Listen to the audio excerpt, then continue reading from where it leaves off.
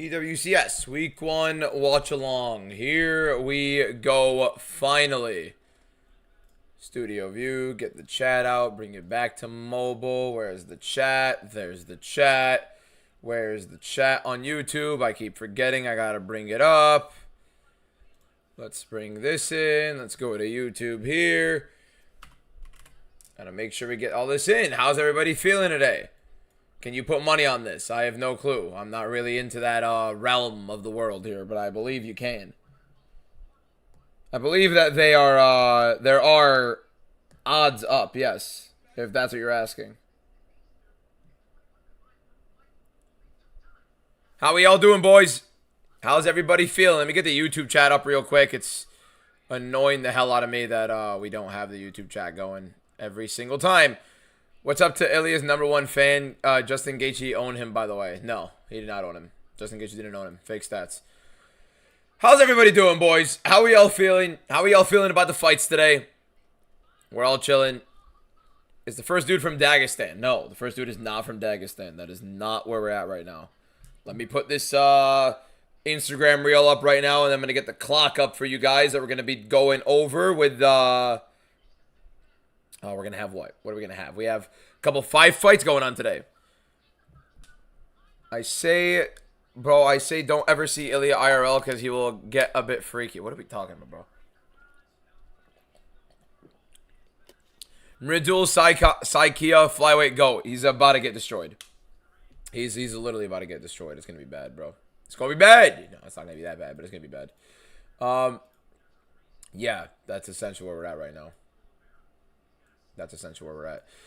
All right, let's get this up here. Let's put this right over here. Make sure that chat is there. Production is great. Yeah. Production has been looking a lot better for the Apex events and stuff like that in general. I actually have been liking them a bit. I'm just putting up this Instagram reel real quick, and then we'll be rolling on, boys. All right, let me put this in the middle. If it wants to go in the middle, that'd be fantastic. Get that, post that. Okay, let me get the clock up for you guys as well.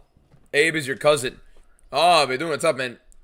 I saw, actually, I almost picked against him, to be honest. I'm not going to lie to you, but I think he has a big wrestling upside here that he could definitely end up winning with. So he's actually the only underdog I've picked today. Has it started yet? It is about to start. All I've been doing, thank you for the follow. Thank you for the follow, all I've been doing. What do you think about if Islam and Ian pull out and then Volk Lopez 3 will have... Stop. Please stop. Please stop. Wint is a casual pick. They're both horrible heavyweights. They are both literally outright tragic heavyweights. Neither one of them belong in the UFC, but that's where we are. That's where we are right now. That's how the current sector of heavyweight MMA has looked. Okay, let me get the clock rolling here. Let's I'm just gonna alt it up here like this, and then like this, and then bring this down, and now we got the clock. So there we go. There's the clock. That's the fight clock you guys see right now on your screens above my head. So when we end up having these fights start, you guys are going to see that. How's everybody feeling today, boys? How's everybody feeling today? Does anyone even care about the Ultimate Fighter with the Contender Series on? No, not even a lick. Seriously. UFC posted on the Alexa Grasso vid. I dropped to my knees. LMAO. Oh, my God. Where is Namo Fazil? Not this week. He is fighting, but he's not going to be fighting this week.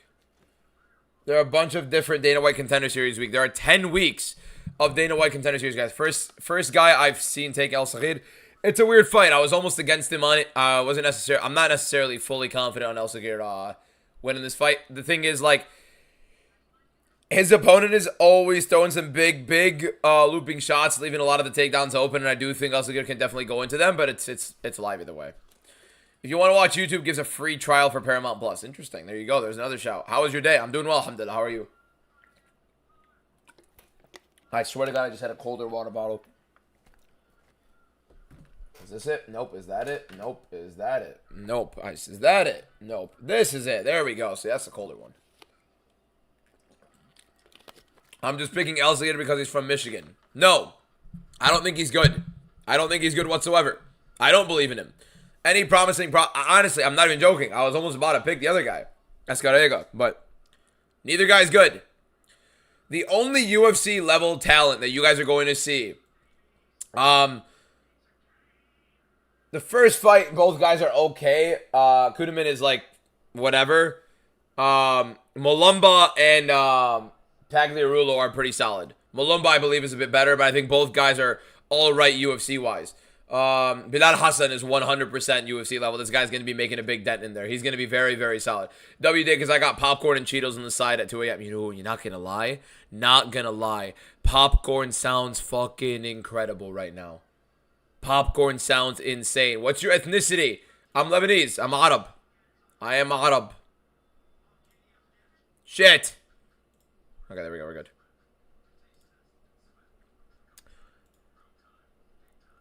Popcorn and syrup combo. What? No. Can I join live? No, sorry, boys. I'm not going to be inviting anybody to the live stream. Beirut, thank you for the follow. Ahla Beirut. Why do you force the pronunciation? Hey, jackass, I'm Arab. I'm going to pronounce things in Arabic that are written in Arabic. If it's an Arabic language, I'm going to be saying it in the Arabic pronunciation. It's what I'm used to. That's why you'll see me mispronouncing a lot of other ones, which I tried to pronounce them correctly, but unlucky. I'm Lebanese 2-man rooting for El Sakhir. I'm rooting for him, kind of. I'm usually against, like, everything that's, like, where I'm from. Anything like Detroit, I'm always against, but I want him to win. Neither guy is that great, though. Am I Muslim? Yes. Who you got for Rahiki McMillan? I have McMillan. I think Rahiki has a higher ceiling. I think Rahiki is a better overall fighter. I think it's a little bit too soon for him in this matchup, where I do think McMillan has the advantages. 5 new followers already. I am from the U.S., yes. The new captain India will bring it home. No. Flack, thank you for the follow. Appreciate it. Rabia, thank you for the follow. Appreciate it. Yo, the stream won't start. Do you see anything? Right now, my Contender Series thing is up right now. They're kind of showing, like, some highlights from these guys right now. Little fun fact, I believe the guy, actually, no, never mind. Completely lost what I was saying. But anyways. Escarega is my uncle. I don't believe that. But, even if he is, I think it's going to be pretty interesting.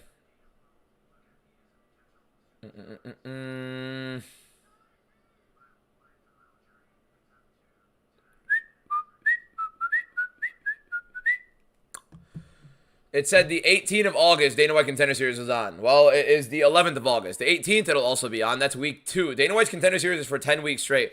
Why do you think Abud is UFC level? I'm going to be honest with you, I watched the tape. He's horrible. Like, I'm not trying to be an ass, but, like, relative to the UFC, it's tragic. Your favorite content creator, I would pick Jet Chaos, but he's racist. What the fuck are we saying, bro?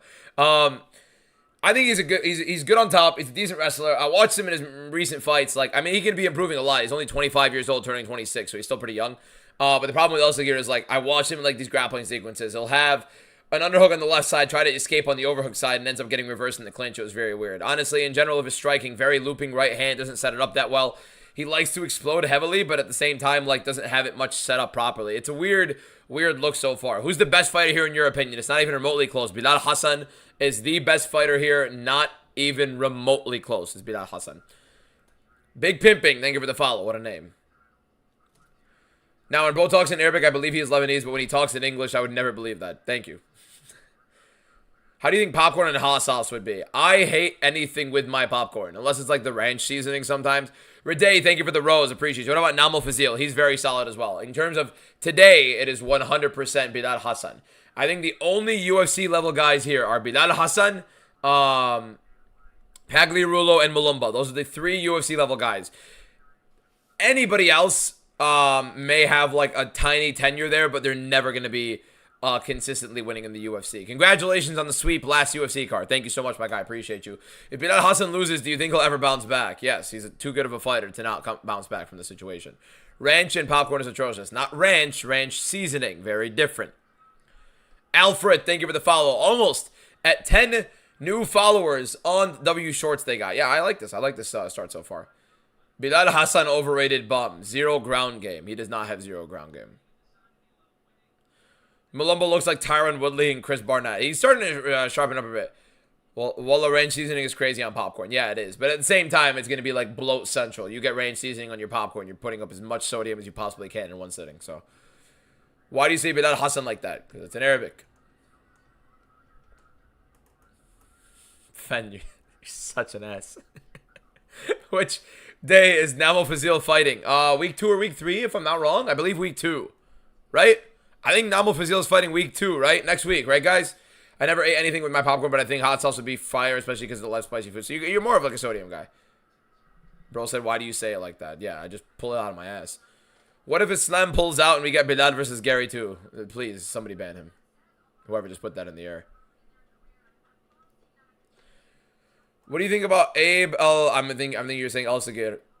I don't think he's UFC level. I think he's in there. Bilal Hassan is not top 5 right now.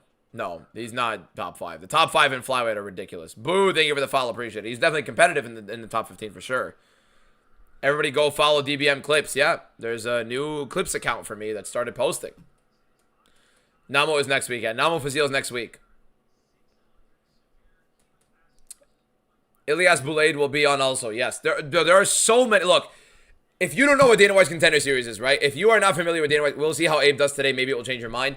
I mean, it has been about a year since he's fought. And again, he's 25 right now, turning 26. So it's a very big difference in terms of the approach. Is Trey my new clipper? The last person that would ever be my new clipper is Trey. You're out of your damn mind. What's it called?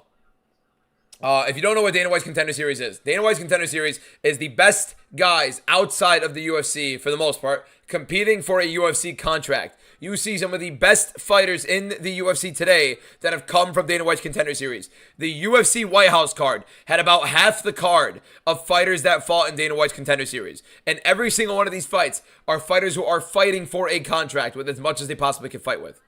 That's what you're looking for here. I like that you're 100% honest. Bro, of course. Like, I like the guy or not, it doesn't matter. You know what I mean? I don't know enough about him. I watched some tape. The tape that I've seen from him so far, especially his last 2 fights, haven't looked that great.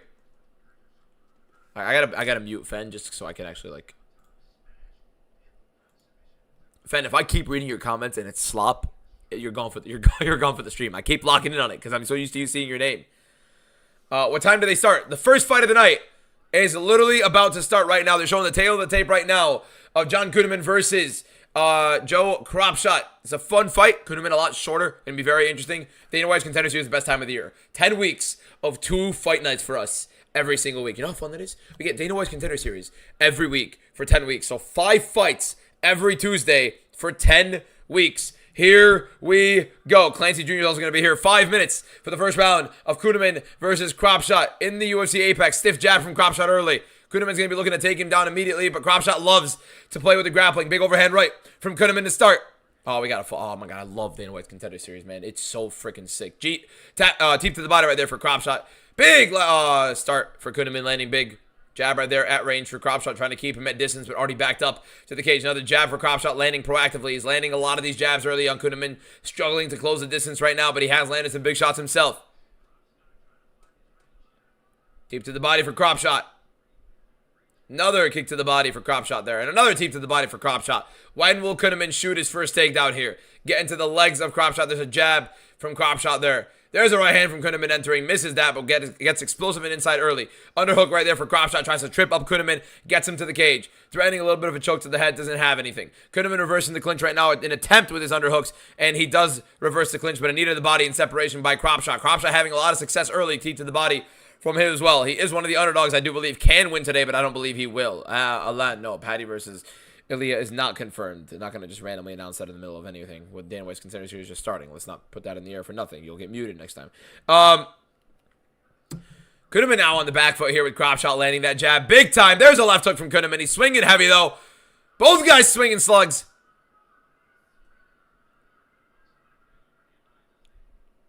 Kuhneman is getting teeped to the body bad, and the body work from Cropshot is a very, very smart tactic early on. Malumba is next.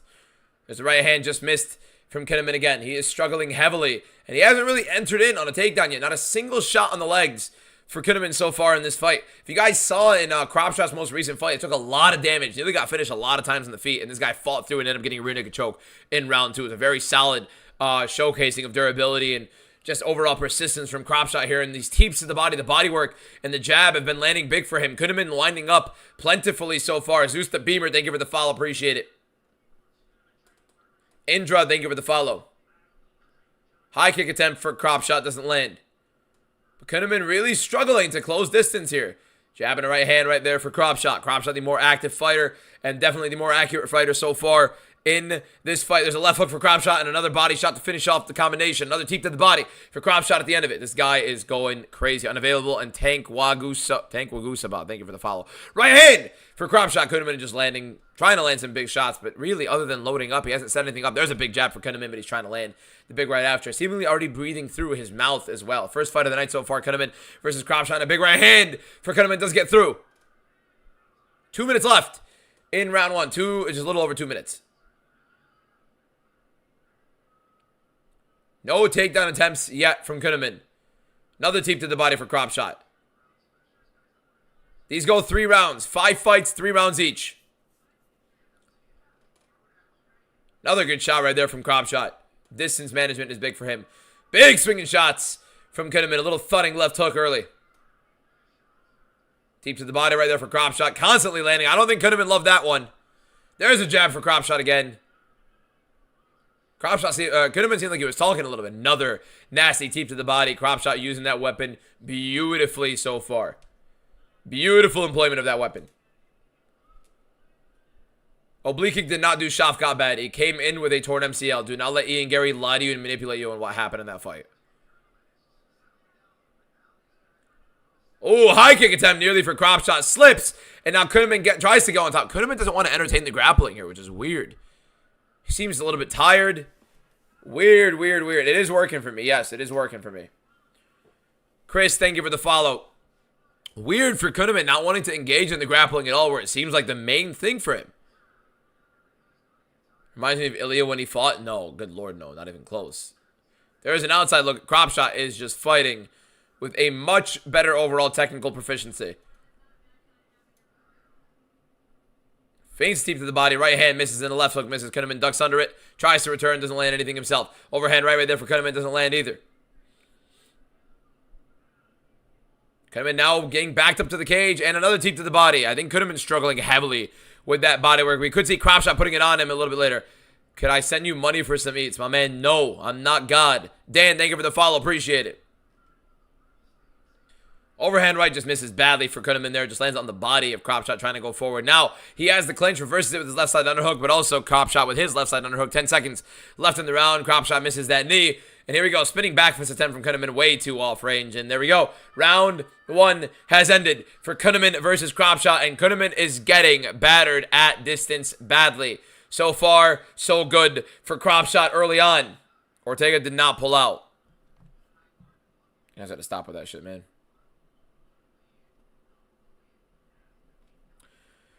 Definitely a Cropshot round early. Bad look right now for Kuhneman. No, does not want to engage in the wrestling and the grappling. He doesn't want to engage in it at all. The Ilya hate is rage bait because you glaze him way too much. Who are you talking about, man? I've never hated on Ilya. What are you talking about? Swear, I don't know how these fighters fight with a torn ACL. Normally, if you tear your ACL, you can't even walk. Well, actually, a lot of people can walk on it. It's lateral explosiveness that's the issue. Lateral movement is what's hindered with the torn ACL. Your ACL is on the inside of your knee. So it's on basically the part of your knee that's facing your other knee currently. What is Kuhneman doing? I expected wrestling. Literally his game is to get on top and wrestle. He had multiple opportunities to get on top and wrestle, and he did not. I did not sell your parlay. Your degeneracy putting money on it sold it. Here we go. 5 minutes in round two to start. Here we go. Another couple outside locusts for Kuhneman early on. I don't know what Kuhneman's doing right now for Cropshot, sorry. I don't know what Kuhneman's doing right now. Kuhneman looks like he is completely out of the shot, by the way. He is completely out of sorts. There's a big overhand right. Doesn't really land flush, though. And now Cropshot actually going for a takedown over Kuhneman. Very smart from Cropshot to mix it up big time here. Kuhneman expected to have a lot of the wrestling progression so far. I'm scared, but I'm going to an MMA gym, bro. Congrats, bro. Have fun. Enjoy it. That's the number one thing. Kuhneman does get up right there from the Cropshot takedown. Expected, honestly, Cropshot to have some success here. What is the corner of Kuhneman telling him to do right now? Constantly keep swinging big? I mean, seriously, get in and get your wrestling going. What is this guy doing? Another teep to the body right there from Cropshot. This might be one of the worst game plans I've seen. Considering the ability right now between these two guys and considering the matchup. It doesn't make any sense what I'm watching. It makes no sense what I'm watching right now. Kuhneman is just dipping his head in and just trying to swing big. Lands some big overhands, but nothing is really landing. There's a right hand to the body for Crop Shot. Here's a good left hand for Crop Shot right there. Still no takedown attempts from Kuhneman. Not a single one. You've had Elzigate on your Insta Live once I competed. Also messaged him quite a bit and he replied. Nice. Weird entry right there from Kuhneman with the right hand. Didn't really have any process forwarding with that. He just ended up in a position I don't think he expected to be in. High kick attempt from Kuhneman off the back foot with the lead leg. Weird one there. Outside low kick right there for a Crop Shot. Kind of punishing him sitting in a position. Another right hand to the body and then a high kick from Crop Shot. He's just much more active. Much better overall. Not a glaring performance. Yeah, Kuhneman was the solid favorite in this fight. And it was expected that he was going to wrestle. He hasn't shot once. Not a single takedown attempt from Kuhneman. Zico, thank you for the follow. Appreciate it. There's a big right hand from Crop Shot. Another tee to the body from Crop Shot. He's fighting a very, very technically sound fight, Crop Shot is.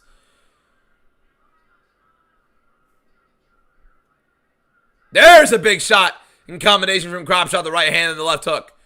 Bad reactions from Kuhneman, then a right low kick to follow up. Would like Crop Shot to kind of get a bit more aggressive, but I get he's trying to be tentative. But again, if you're on Dana White's Contender Series, you better be pushing a pace.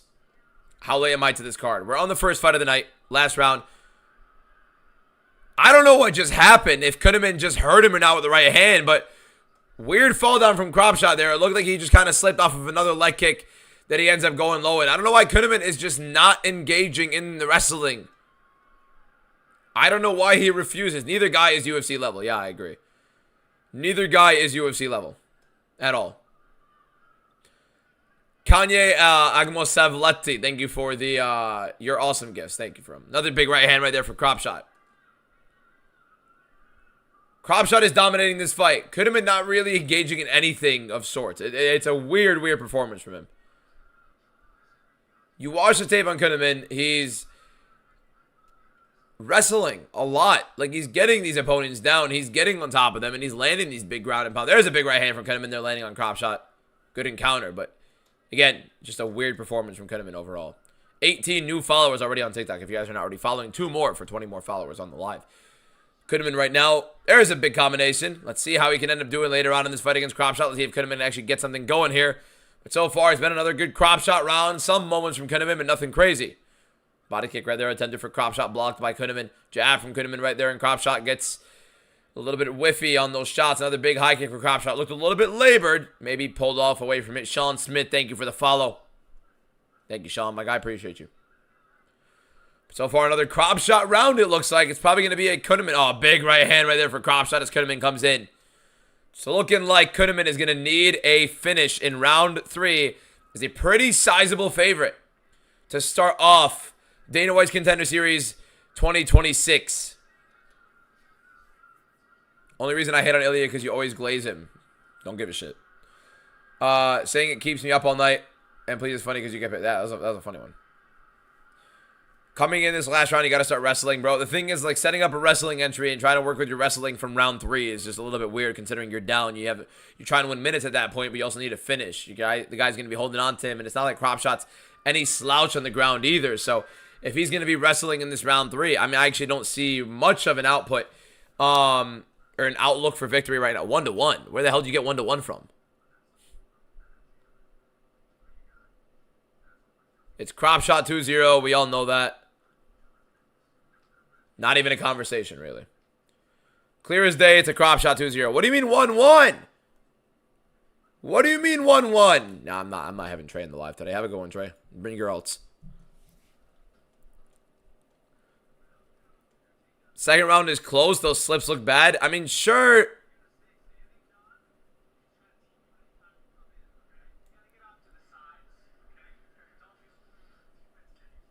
Weird information from the group there. Yeah, it's obvious as hell. It's 2-0 Crop Shot. It's 2-0 Crop Shot, boys. It's 2. Yeah. Fen, bro. You're gone. You're gone. We're enjoying today, Fen. All right. Round 3 of Cropshot versus Kuhneman. Cropshot should be up 2-0 right now. Kuhneman, not a single takedown attempt whatsoever. Weird. I missed the blue gloves from DWCS. I preferred that, if anything. There's a jab right there from Kuhneman, catching Cropshot on a lazy leg kick. Kuhneman on the back foot in a fight where he's probably down 2 rounds to 0. Has not had that much success. Just eats a left hook right there as well, while being the shorter guy substantially in this fight. Shorter and stockier, and you're on the back foot. What the hell are we doing? That was a very poor... I don't even know if that was a takedown attempt, if he was just trying to dip his head out of the way. And he didn't give it the foul. Appreciate it. I don't know how you guys are scoring this 1-1. I have no clue how you guys are scoring this 1-1. What are you guys watching?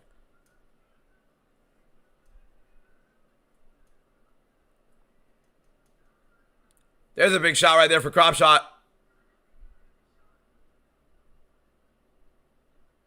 There's an outside Logan right there for Cropshot as well.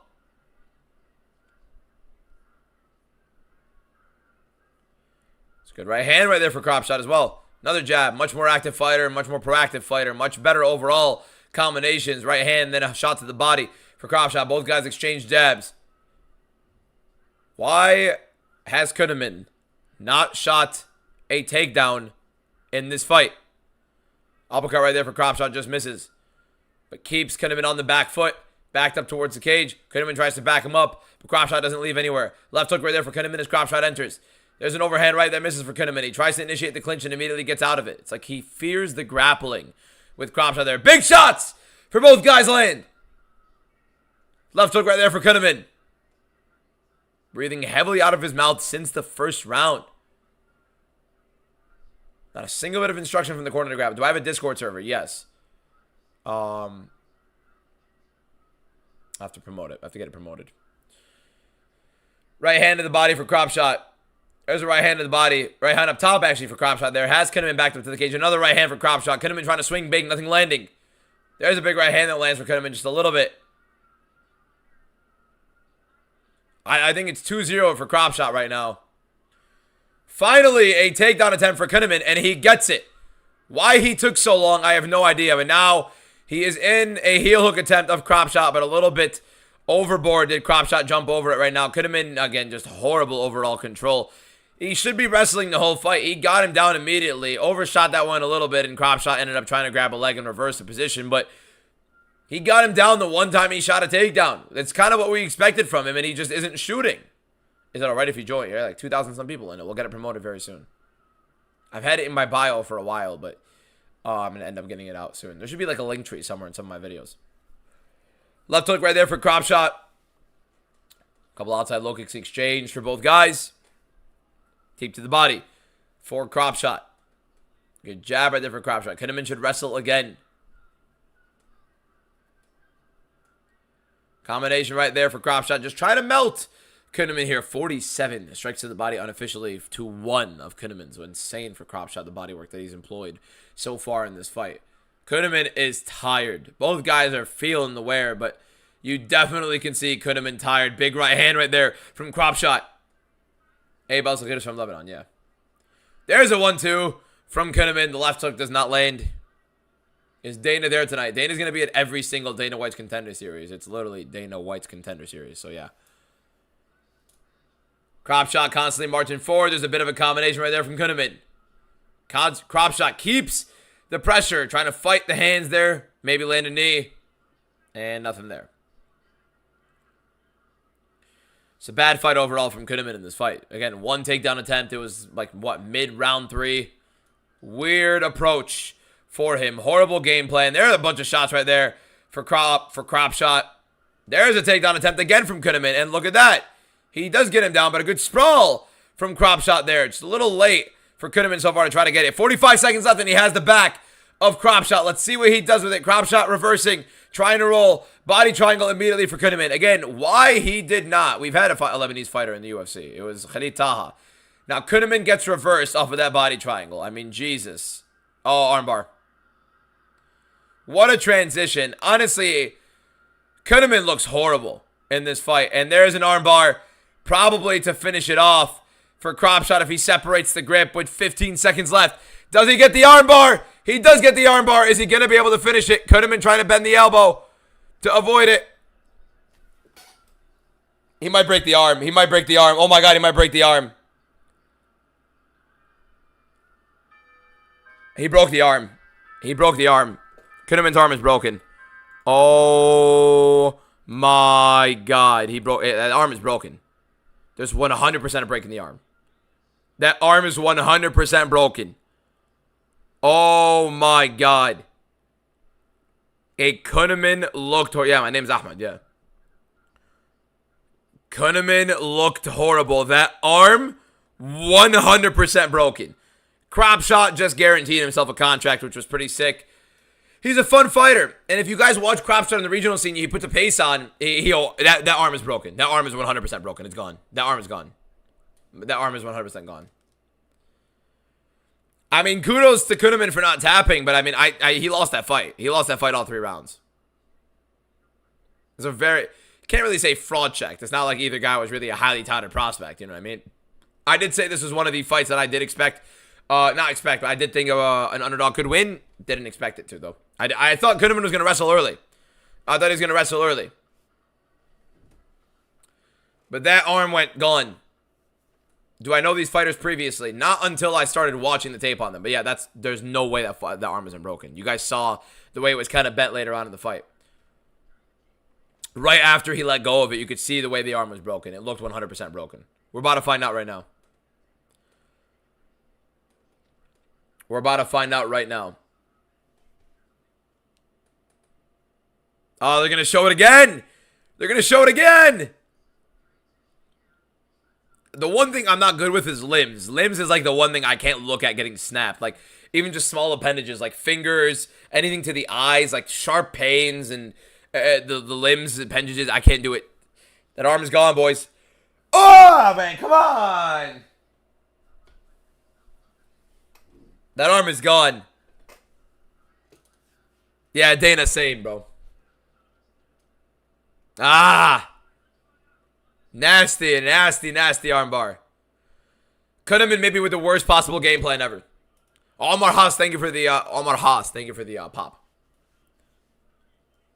30-27, all 3 judges. No shot. No shock in the world.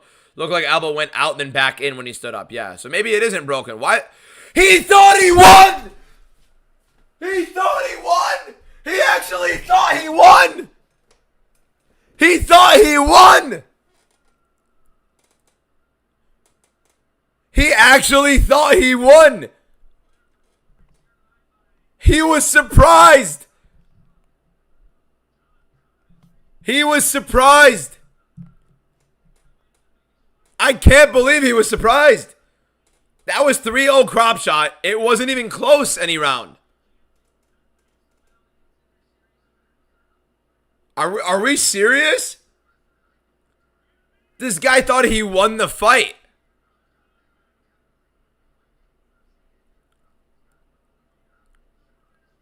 Who said Loki 2-1 Kunaman? Shut up. I don't think Kunaman won a full minute of that fight. Alcagada did not fight yet. No, we're on the first fight of the night. He's the second to last. That was a horrible, horrible performance from Kunaman. Horrific entry. And no wrestling to start off the fight, which is so weird. Junaid Khan, thank you for the follow. Appreciate it. I never understood that. Heavy wrestling approach. Cropshot's a dog. If you guys have not watched his most recent fight before the Contender Series, go watch it. Ran here to say 0-1 like a child. But yeah, that's essentially it.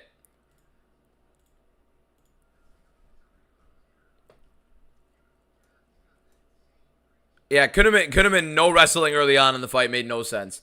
How is it 29-28? Bro, clear 30-20. If you scored any round for Kunaman in that fight, you've lost your damn mind. I don't know what you're watching. I mean, it has to be called the hotline at that point, right? I mean, seriously, you might have to actually call the hotline at that point, because how can you ever try to convince yourself that Kunaman won a round? Ian and Islam just had a face-off. I'll probably post about it. Yeah, I'll probably post about it in a second.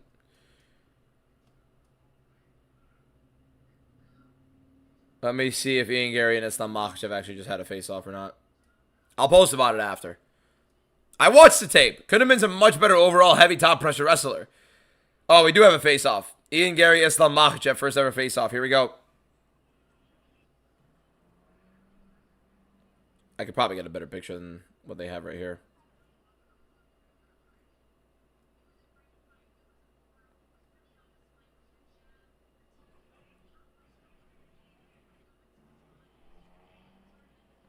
Ian Gary's not 6'3".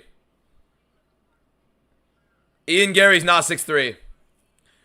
Dude saw the height difference and the reach difference and still chose the other guy. Well done on displaying high-level ball knowledge right there. Height difference and reach difference automatically means you win the fight, right? So you're picking Ian Gary to beat Islam Makhachev is what you're telling me. Guaranteed, just because of the height and reach difference, right? That's what it is? That's what we're doing. Seriously. Height and reach doesn't automatically win you a fight. Crop shot won. Kuhneman had a horrible performance. Shamar, thank you for the follow. Appreciate it. But yeah, he got whooped. ESPN MMA posted it. I'm trying to find like a good photo of it, maybe, if we can get a good photo of the face-off. But let's see if ESPN MMA has like a good photo of the face-off here. It's more so a video than it is anything else.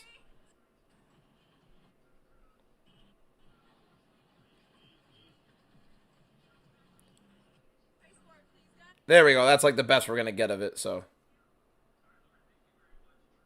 Hold up, hold up. I got to get that face off here. Ian Gary, Islam Makhachev face off.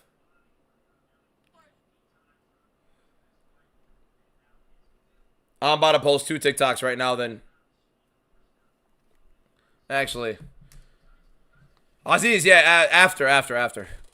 I'll post it in my story or whatever it is. Different when you coming into the UFC, that reach difference is completely insane. It really isn't. You've seen plenty of reach differences in Dana White's Contender Series that don't affect it. Yeah, Ian Gary's not 6'3".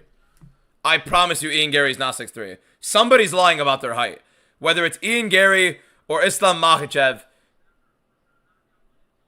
No world. No world those heights are correct. No world. Let me post a TikTok about it right now.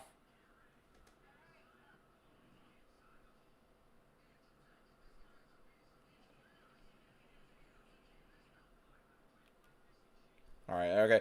I'm gonna post a video about the Islam Makhachev and Ian Gary face-off, boys, real quick. 1 second. Let's get a good video out of it real quick. Here we go.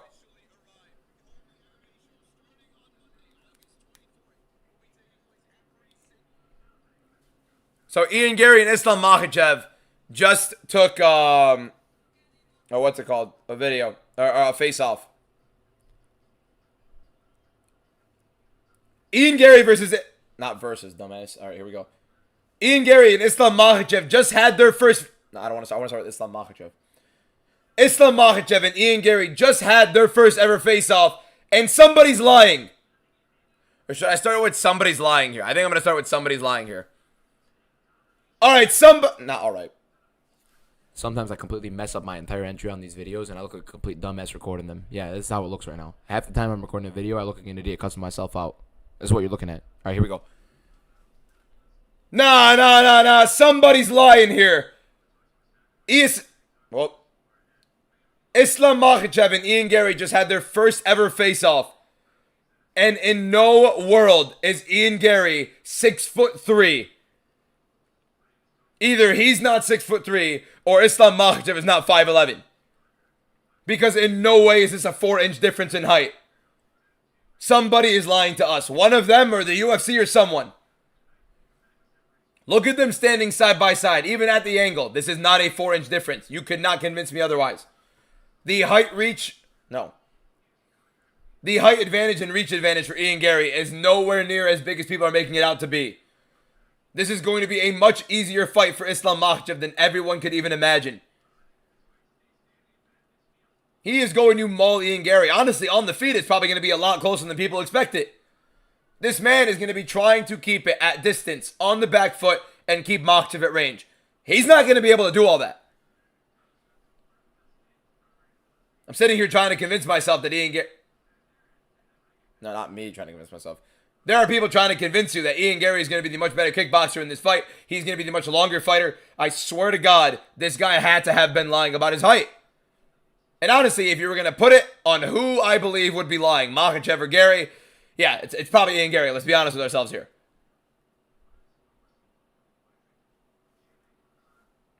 Less than a week away for all this garbage to be done. Islam Makhachev, and still greatest of all time.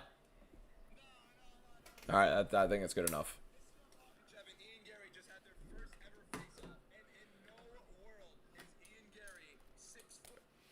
Kiss my ass, David.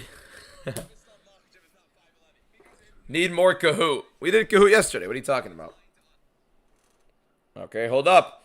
Islam Makhachev and Ian Gary face off for the first time. Bang, bang, bang. All right, next fight is coming up, by the way. This is funny. Yeah, a little behind the scenes of the videos here. MMA, For You page, on the apps. Hits, thank you for the follow, appreciate it. Do you hate hearing yourself talk as much as I hate hearing myself talk? No, I've gotten way too used to it to hate it anymore. Should I be hyped for anyone, what's it called? Should I be hyped for anyone, like, any reason to watch? Bilal Hassan. Bilal Hassan is the one guy you should be looking forward to watching in the UFC moving forward. That's what I would say.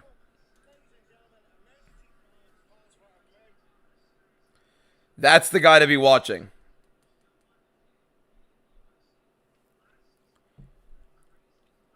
Already 33 new followers on this live stream watching Dana White's Contender Series. If you guys are new here, we watch Dana White's Contender Series every single Tuesday for the next 10 weeks since we're going to be live for the next 10 weeks. So every Tuesday, you guys want to watch a watch-along. You lost your first bet. No, I don't bet. I'm not an idiot. Don't put your money on fights. Stop being stupid. But yeah, let's keep it rolling. If you guys want to watch along every single Tuesday, we'll be live every single Tuesday watching Dana White's Contender Series. We're going to be live every single Saturday as well, watching every single fight. The guy that didn't tap as a warrior, yeah. Is he a great fighter? No. Kinnaman actually fought maybe one of the dumbest game plans I've seen in a while. But at the same time, I mean, he still fought. So, fair enough, I guess. But, you know. The 419 Napper, thank you for the follow. Binky Ill, thank you for the follow. Your commentary is top notch. Appreciate you, my guy. Thank you so much. Thank you so much. Oh, man. I love Dana White's Contender Series more than anything. This is going to be a tune in, lock in for this fight. This is a sick fight. Pagliarulo versus Mulumba is a sick fight. This is going to be a war. Was down 3 rounds and let Buddy snap his elbow in 5 places. Smart man. No. He believed he was winning. He actually thought he was winning. Is Hassan a good prospect? Yes, I think he's very, very solid. He's a guy that's going to have some sort of high projection in the UFC. Gary looked huge compared to Bilal. Okay, so maybe Bilal was lying. I don't know. Maybe Makhachev was lying. Who cares? I like to go with the notion that Ian Gary's lying. Seems like something that I would prefer to believe, to be honest.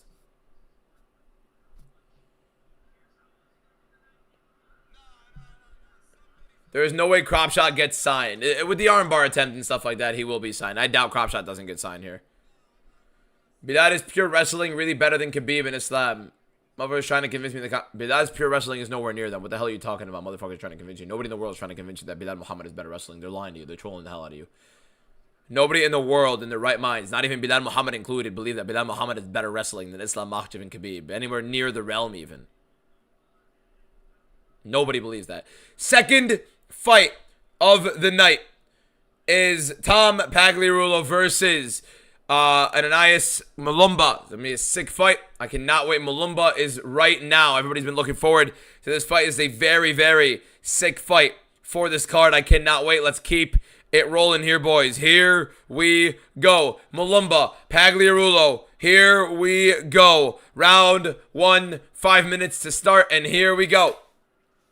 Mulumba, obviously the stockier, shorter opponent, and you have Pagliarulo, the longer rangier fighter, who's actually kind of in a lower stance than you usually see in his fights. He's kind of squatting into this. Is different than the tape. Really doesn't sit into this a little bit more. And now you have Mulumba chewing up the legs. Mulumba is the more powerful guy for sure, but Pagliarulo is definitely a good finishing guy of his own. And there's a big right hand for Pagliarulo, and a big right from Mulumba, drops him. Oh my God!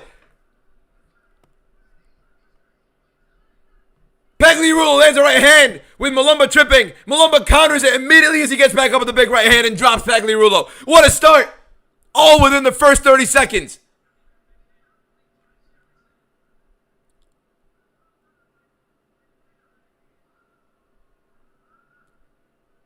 Oh my God. What a big shot from Mulumba early on. Pagliarulo definitely the speed advantage. Mulumba definitely the power advantage. High kick attempt for Pagliarulo. Nearly got through as Mulumba kind of carelessly went in there. Here we go. There's a right hand for Pagliarulo. Trying to counter the low kicks of Mulumba. A couple times now trying to land that right hand, and nearly has been effective a couple times now. Mulumba looking to swing heavy here. Will I show the match for Bilal Hassan? No. I can't show it. It's illegal. Right hand again attempted for Pagliarulo, getting closer and closer. These two are two of the best fighters on this card alongside Bilal Hassan. There's a big left hook for Mulumba, stumbling Pagliarulo again in the right hand. Pagliarulo shoots for a double leg. Mulumba's hurt him twice now. Big uppercut for Mulumba and another one. Sprawls. Pagliarulo in the sprawl right now. Looking to avoid taking damage. He's trying to recover. TikTok and Instagram, Aussies. There's a big combination again from Mulumba, but Pagliarulo firing back. Big shots for both. Mulumba nearly swinging a little bit too much, and Pagliarulo nearly countering big there. Teep to the body for Mulumba. Right hand just misses for Pagliarulo, though. Mulumba does get out of the way. Jab for Pagliarulo, just a little bit out of range as well. Mulumba doing a very good job managing distance. Heavy inside low kick for Mulumba there on Pagliarulo. Pagliarulo has not liked a lot of the shots from Mulumba. The power of Mulumba has been crazy. If you guys didn't know, Mulumba fought Marwan Rahiki last week as well in Contender Series and hurt him bad. Here we go. Pagliarulo struggling so far in this fight as Mulumba's landing big shot after big shot and has hurt him twice so far. There's a couple of big right hands, back-to-back right hand swings from Mulumba. Lands the second one atop of Pagliarulo's head, but nothing of a reaction from Pagliarulo there. There's a takedown attempt from Tom, and he gets one. Pagliarulo now has the two legs of Mulumba, trying to chain around. Maybe get the back here. Has the body lock as Mulumba's giving it up. Let's see if Mulumba get back to his knees. Fights off the hooks. On one of his knees right now. Let's see how Tom Pagliarulo does to get up here. There's a big knee right there from Pagliarulo. A lot of knees right there to the quad. And Mulumba gets up and lands an elbow. Not could have been. Pagliarulo lands one of himself.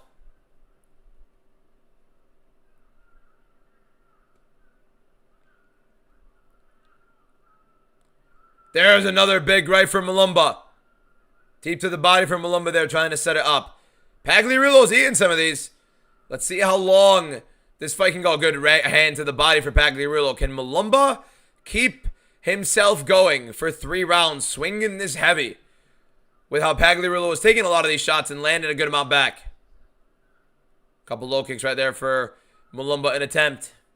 There's a high kick attempt for Pagliarulo, isn't able to get it. Another takedown attempt there, and Mulumba is getting taken for a ride, but a beautiful reversal. Pagliarulo still in on the legs, and Mulumba not much to do from that point on. 42 seconds left. Bumzara, thank you for the follow. Appreciate it. I saw the Makhachev and Gary face-off. I just posted a video about it. Pagliarulo looking to do something big after Mulumba get it up. Nope, nothing there. Mulumba landing a good right hook and backing Pagliarulo up. Another good defense overall in the grappling from Mulumba. 23 seconds left in the round. Here we go. What a fight. Right hand just misses right there for Pagliarulo. Jab right there out of range from Mulumba. Big left hook from Mulumba lands. Another kick to the body there for Mulumba.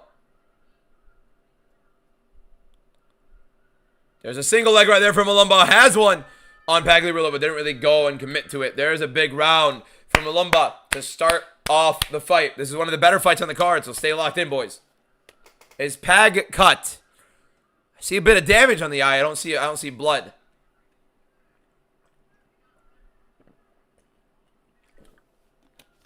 We did watch the last one. Yes, we've been watching all the fights. Come on. Come on now. Malumba 1-0, right? Malumba 1-0. We're all in agreement.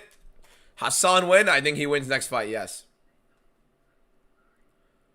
This is live right now. Hassan first 60 seconds plus 300 taking. Please, seriously, Marcus, look in the mirror. Seriously, that's a problem.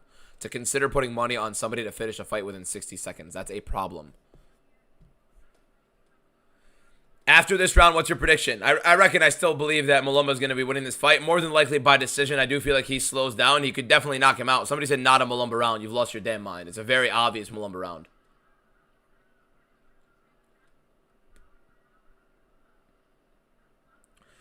Round 2. Do you see my comment? I do see that one, yes.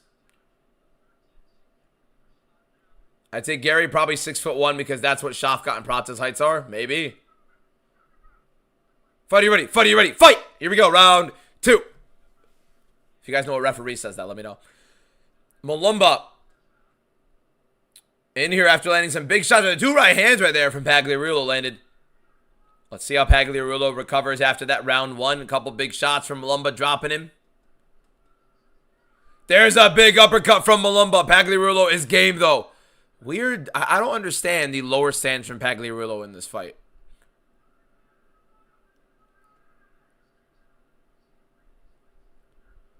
Inside low kick again, heavy for Malumba there in the right hook. I think there is a little bit of a cut on the left side of, yeah, there is a cut on the left side of Pagliarulo's face there. There is an outside low kick from Pagliarulo. There's landing some. First fight ended via decision for a crop shot. Definitely a much better fight. Both of these guys, I believe, are very much UFC level. Close enough, at least. Another takedown attempt from Pagliarulo. That was almost an illegal knee. But beautiful, beautiful sprawl from Malumba to get up. Pagliarulo nearly landing an illegal knee there. Don't know if that actually landed or not. Malumba caught Marwan Rahiki when his chin was in the air, so Pag stays low. Yeah, fair enough, I guess. Oh, big swing from Malumba there. Misses. Yeah, that was an illegal knee. That was an illegal knee. Mike Beltran not really doing anything about it. Big right hand. Lands from Malumba, stumbling Pagliarulo. Another big right hand from Malumba. There's another takedown attempt from Pagliarulo. Great sprawl from Malumba. And a very good job from Pagliarulo to not feed into the sprawl, get right back to his knees, and get back up. Zakhalov's thank you for the follow. Appreciate it. Didn't one of the heavyweights play for the Jets? Yes, the big favorite, Wentz, played for the Jets. What are your thoughts on Rufi versus Arman? Very good fight. Much better than people want to give it acknowledgement for. Very good sprawls, to be honest, for both guys. These guys are both very, very solid MMA fighters. 3 minutes left in round 2. Big swinging shots from Malumba out of range. Deep to the body right there for Malumba. Misses the left hand. Pagliarulo circles out. Malumba has to be careful from overswinging too much. That's a big right hand down the pipe for Pagliarulo. Maybe stumbles Malumba there. Looks like he was a little bit shaky on his feet for a second. Either a great poker face or he just took a slip. There's a jab from Pagliarulo there. Malumba relying way too much on these big, big shots. Not enough of a setup from him. But he's definitely still winning this fight. And this round still. There's a left hand right there for Malumba. Pags is the better game plan, yet it's not working. There's a takedown attempt from Pags, and he misses the combination. Doesn't land it. Malumba doing a very good job defending a lot of these takedowns. The right hand just out of range for Pagliarulo again. 2 minutes left in the round. You guys can see the clock in the top left of the screen. That is the clock left in the round. There's another outside low kick right there from Malumba. Right hand just misses for Pagliarulo. Very even. Round 2 for the most part between both guys, but I do think Malumba's landed the bigger strikes. There's a left hand from Malumba to the body, and I think Pagliarulo landed a couple shots up top.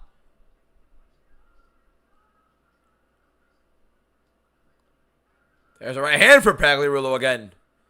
Left hook right there from Malumba heavy. Right hand misses. Left hook misses. Keeps slipping. Malumba does. That elbow partially lands for Pagliarulo. Good jab right there from Pags again. And a right hand.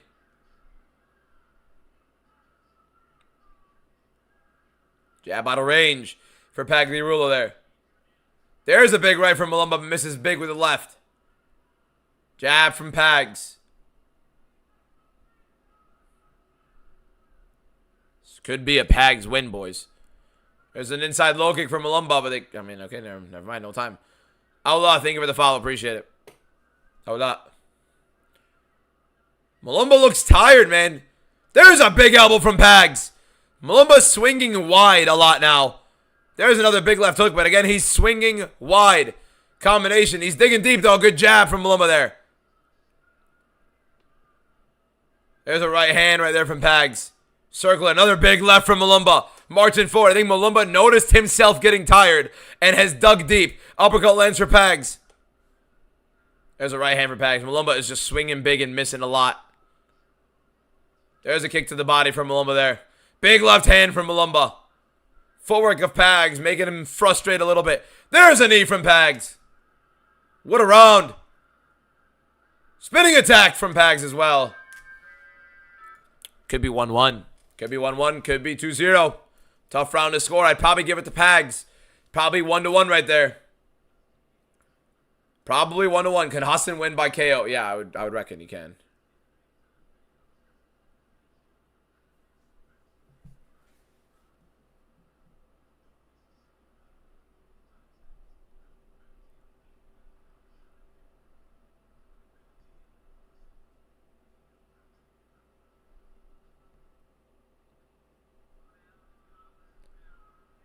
One to one, we all believe, right? Yep.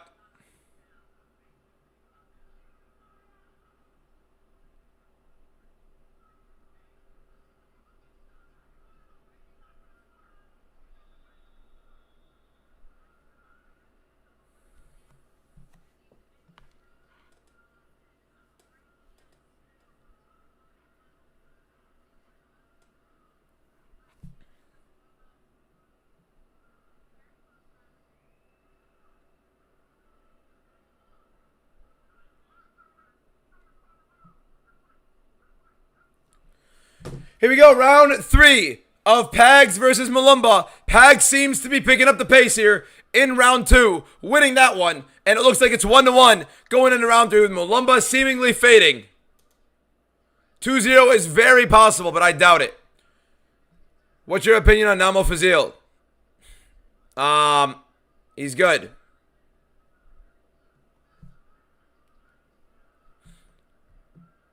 He's good.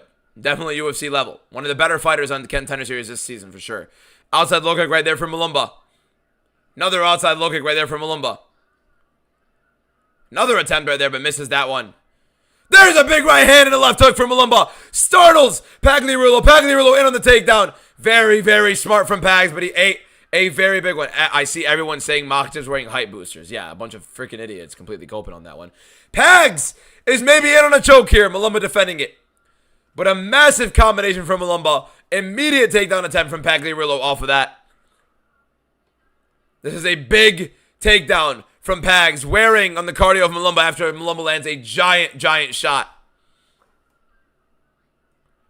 I'm going to be completely honest with you. Pags more than likely not getting a contract like this.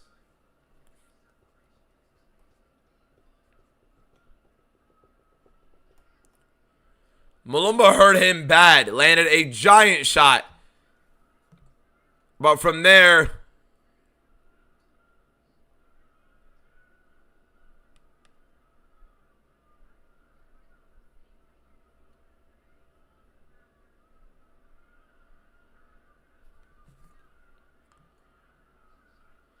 Pagliarulo still on top right now in the half guard. Posters are from TikTok behind me. TikTok shop. Looks like this round might end up here because Malumba looks like he's a bit tired. Pags is heavily pressing his body into Malumba right now. Malumba landed a giant combination. Giant combination. And Pags immediately taking him down off of it after being shaken on it a little bit.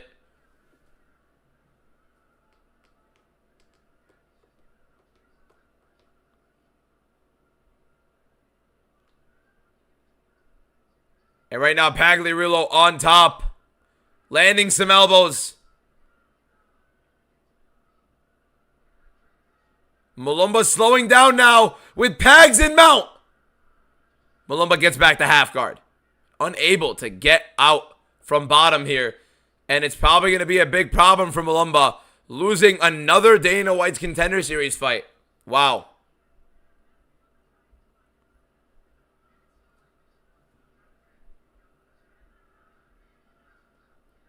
Wow. Wow. Mulumba unable to get out from bottom. Two underdogs to start off the card. Now Pagliarulo threatening a choke. Threatening to crank it.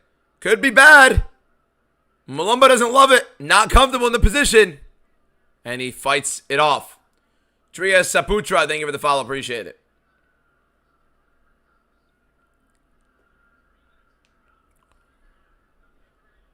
Not a good look for Mulumba so far.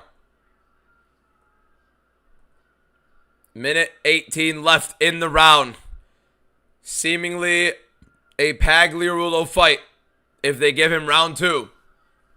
Big elbows from Pagliarulo in round 3. Has the back of Mulumba now, who has been unable to get up from this takedown after landing the giant combination. It's been all Pags in round 3, and he's looking to finish the fight. Big shots from Pags. Heavy volume. Mulumba trying to defend himself. Massive elbows.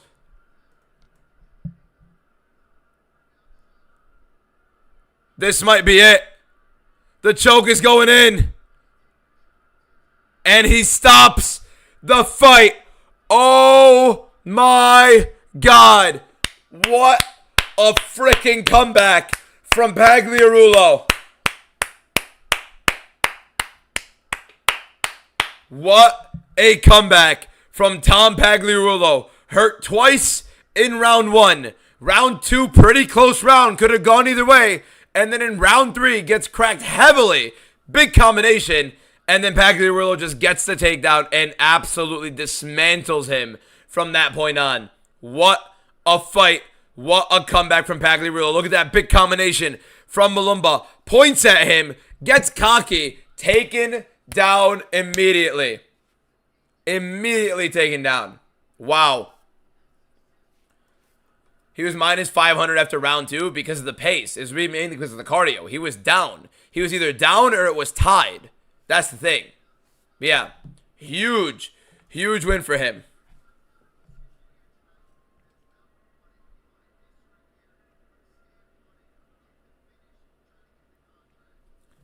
Big win for Pagliarulo there. Massive win for him.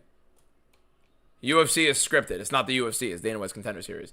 How good is Hassan? Bilal Hassan's one of the better prospects you're going to see on this Dana White's Contender Series thing. He has a very, very high ceiling for Contender Series so far. Draw would be insane. What do you mean draw? The fight's over. He stopped the fight. That was a finish. There is no draw. That was a knockout. Mulumba got melted.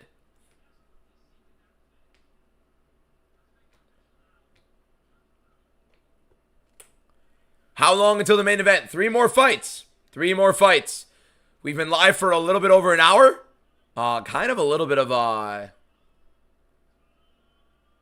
can't believe Mulumba blew that. He got cocky, landed on him big, then pointed at him after. This guy's definitely getting a fight, by the way. He's 100% getting a contract. No way Tom Pagliarulo is not getting a contract. In no world is he not going to get a contract. Posters in the back are from TikTok Shop. What do you think about Anthony went by knockout and Bilal Hassan by knockout? I reckon both of them are going to win by knockout, yes. Your Paramount Plus ran out. It's $9 a month, man. Round line is at 0.5. Yeah, I mean, to be fair, the guys are pretty bad that they're fighting, so there's a reason they're two, like, giant favorites.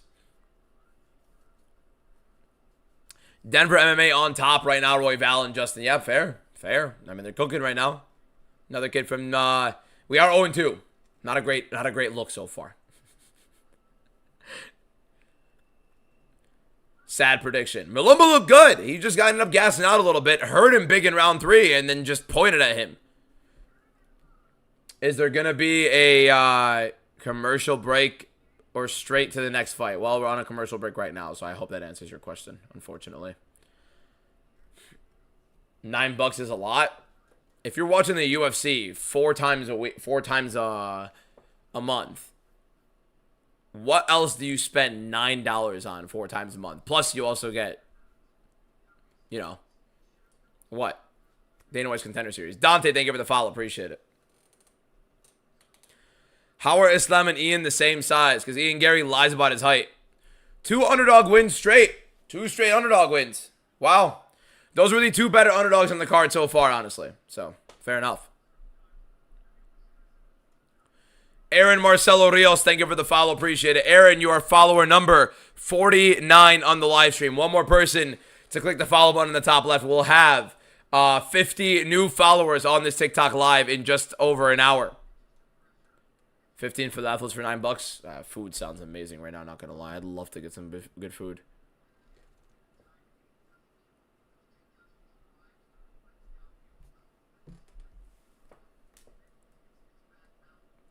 Show us Winnie the Pooh.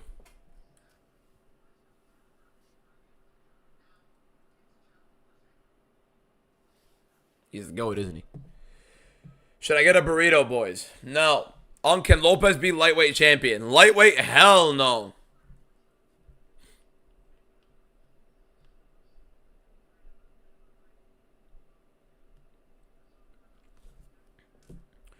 Trusting you on these last 3 fights. I would be, I mean, to be fair, 2 of them are like giant favorites. They're not going to lose. And then the other one is the underdog that I picked on this one. So, we'll see. Predictions on Fazil versus Breed. I think Fazil is going to win that fight in very dominant fashion. I think he can win that one by knockout. Corey Sandhagen just beat Manel Kopp. I mean, in no way, shape, or form did that have any comparability. Can Villejos become champion? Absolutely. Is my name Hassan? No, my name's Ahmad.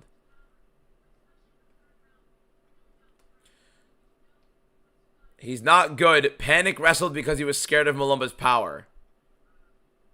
I mean, he just finished him on the ground. He was doing pretty decent at distance. Malumba was landing the better shots. But, yeah, no. He's not ass. Pagliarulo is a good fighter. No, Fiend. Weird question. Stop. Ty Azel, thank you for the rose. Appreciate you. Comeback starts now. Bilal Hassan wins. We'll go 3-2 on these. We'll go 3-2 on these predictions, boys. Don't even trip. Early start, 2 underdogs. Definitely the better underdogs so far. As I said in the breakdowns, the better level fighters are towards the bottom. That's it. Reckon Abe could go decision. More than likely will. Wouldn't be shocked if he tries to get a big one.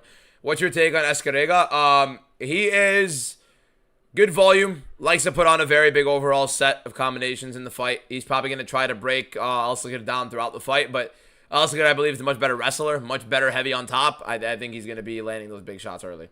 And I think the wrestling is going to be a big difference here. But shout out Asad, I did see as well, is going to be here as well. Yeah, shit start. Going from 12-0 on the last UFC card to now 0-2 on the Dana White's Contender Series start. When am I going to Strickland's gym to ask to spar? You guys know where Strickland's gym is, right? It's in Vegas. I don't live anywhere near Vegas. That's going to be like a $3,000 overall trip for me to get there. Like I said, when I said I'll do anything on the comments, I said I'll do it reasonably. If you guys want that to happen, you're going to have to wait for it. Unlucky. Like, we have to wait till I get back to freaking, what's it called? Till I get back to, till I go to Vegas again.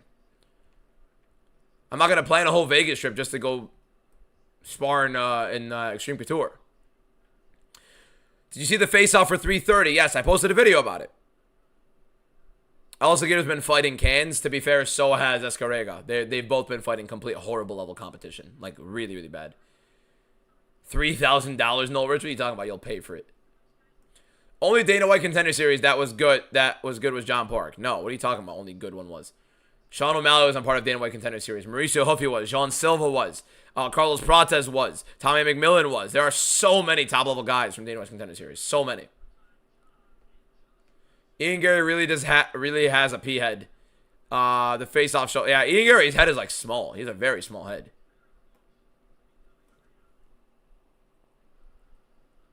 DBM would do better than Sneeko. I mean, sure, but at the same time, I still got my ass kicked, really. I mean, getting your ass kicked badly or not badly, one way or another, getting your ass kicked is getting your ass kicked. Tell me how to convince my mom for a Paramount Plus subscription. I already got a football, or as you call it, soccer subscription. I mean, to be fair, the Champions League is still on Paramount Plus as well. So maybe you could tell her that, like, oh, Paramount Plus also has this and this.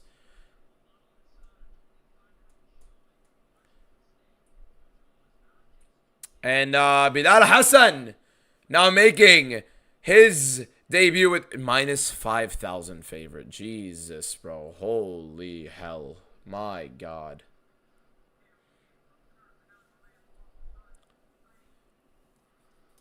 Am I Arab? Yes.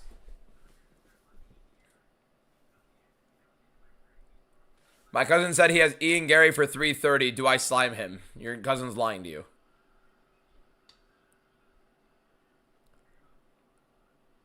Bro's gonna come out looking like Ilya if he spars Strickland. No, it'd be a lot worse than that. It'd be way worse than that. Well, it's a spar, so it's not gonna be that bad.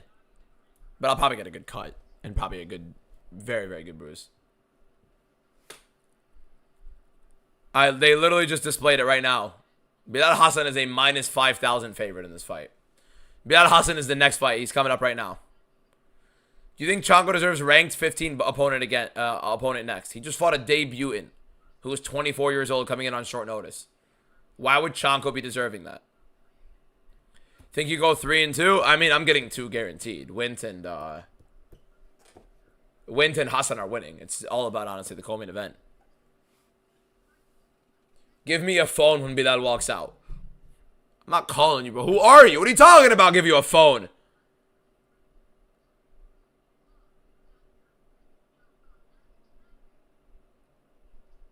What?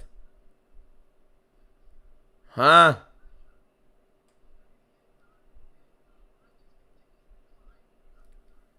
Anyways. Okay, this guy's gotta go. No, do not pin the comment. Damn it. Do not pin the comment. Okay, here we go. All right, we're rolling here. You got B in sports? Okay. Bilal Hassan. Long awaited, highly touted debut here. Not debut, but essentially debut. Entering Dana White's Contender Series.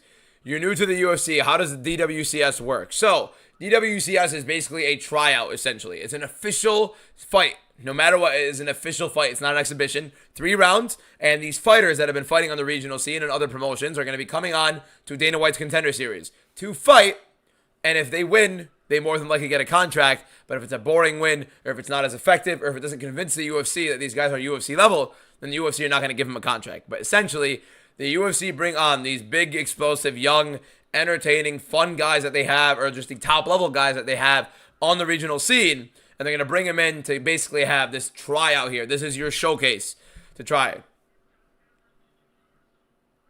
I have not watched any tape on Sean Clancy Jr. The only tape I've watched so far is on this card. And then we're going to go to the next card for next week, then we'll watch tape for next week. If you go 0-5, give away your Resurgence hobby boxes. Kiss my ass, David. I speak Arabic, yeah. Le. 0-2 horrible picks besides Hassan. I mean, not the worst thing in the world, honestly. If you go watch the tape on these guys, really horrible game plan from both Winneman and Kuhneman, my bad. Kuhneman and Malumba. Malumba looked pretty solid overall and then just blew it.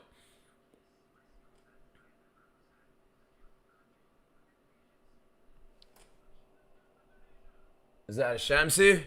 It's hard to read the Arabic on the screen here. I mean, Chanko has shown he has the skills of Muay Thai champion before the UFC, but he has yet to fight a good grappler. You know who else has shown that he has the Muay Thai skills of a champion? Rafael Fiziev. What's your ethnicity? I'm Arab. How do you say 0-2 in Arabic? Sifru Tnain. El-Hastizi. Bro always chooses favorites. What are you talking about always chooses favorites? Last card we had one underdog that won and he won it. Cards before we've had like 4 underdogs in the last 4 cards on average. Per card. Is this on Prime? They're all on Paramount Plus, my man. They're all on Paramount Plus. Alright, James gotta go.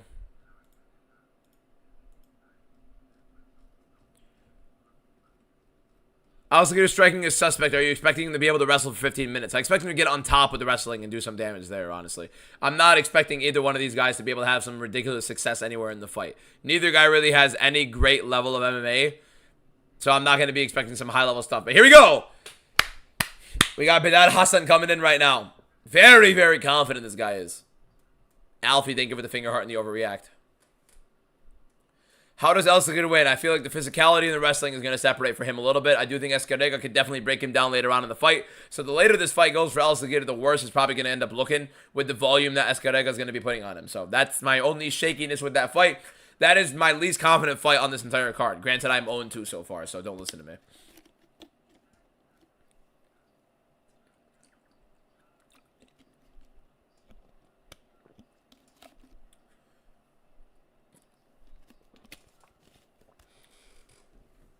How you doing, Clownfish Man? Who's currently fighting?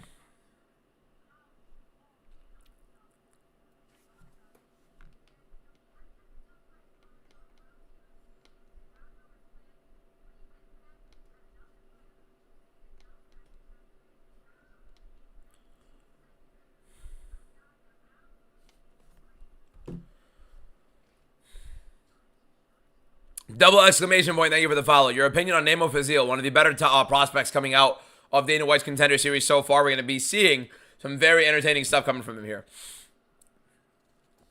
Ryan Garcia versus Josh Van. Why the hell is that even in my comment section? What are we doing? Where are the tissues? I've been scammed out of my tissues. That's great. Doing great on the predictions, mate. Thank you. Who listens to this guy? Your mom. Out of all the fighters fighting tonight, which one is the UFC champ caliber? Bilal Hassan is the closest to it. Reckon. I mean, I said rather. I don't necessarily believe either one. How much did the posters cost? Like $18 per one on the size that I got, I believe. Posters are from TikTok Shop.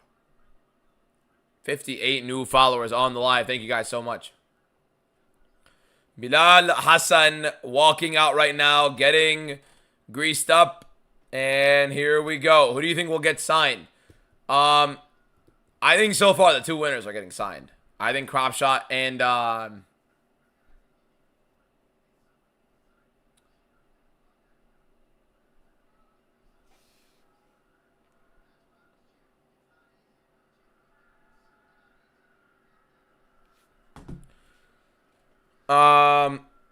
Cropshot and then Pagliarulo, I do believe, are both getting contracts right now.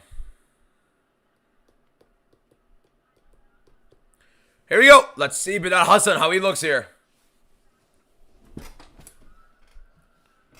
Everett Washington. Watching him. Am I from Abu Dhabi? No.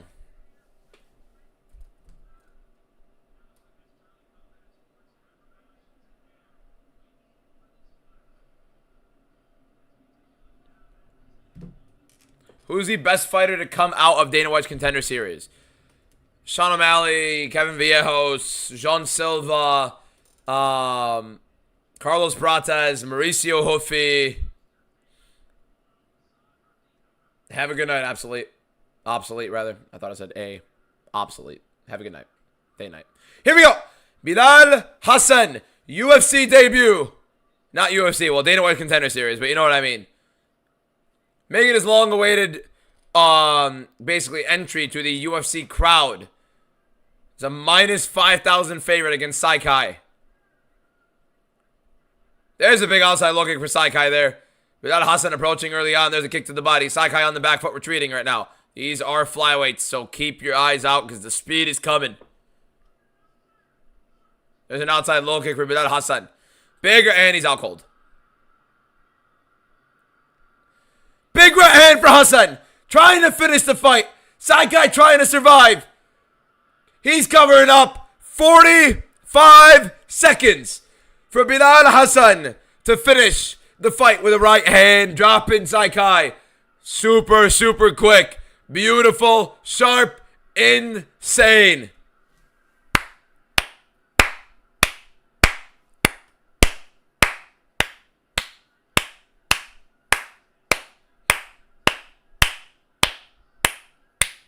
What a finish.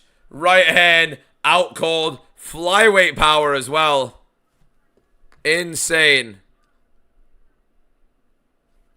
Insane. He's legit. He's good. I mean, he fought basically nobody. He basically fought me. I mean, to be fair, I could have done the same thing to me. Nothing really would have changed, but still. User 4309, thank you for the follow. Bilal Hassan, round 1 knockout, 45-second finish, and yeah, no question about it. Moonwalk to kind of close it off there. Beautiful, beautiful win for him. Burner, stop spamming that. Seriously. Great, great fights so far. Fantastic fights. They're kind of like taking the piss on Indian MMA here. Like, that's messed up. Easily got the contract. As I said, this is one of the best process. I mean, to be fair, you could write that on a wall. Anybody can get that. But yeah, massive, massive knockout for Bilal Hassan there. Huge performance.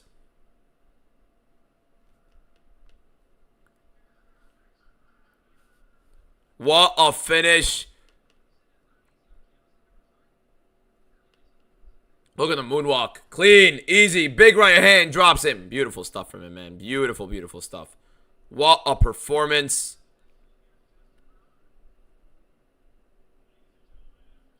Here we go. 2 more fights. 2 more fights. Here we go. I think he's very well top 15 right now. I think he's very well a top 15 level fighter. Little Michael Jackson-esque type shit from there. Okay. Little Michael Jackson bit. Yeah, Makhachev's listed at 5'10". Ian Gary's listed at 6'3". My dog. Yeah, my man. My man. My man. 5'10" Makhachev. Abe El-Sakir is up next.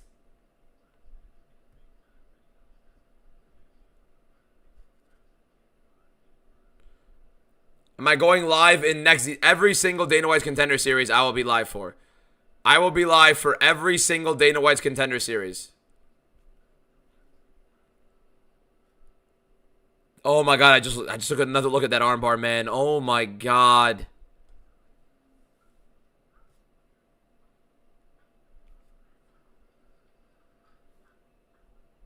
Oh, bro.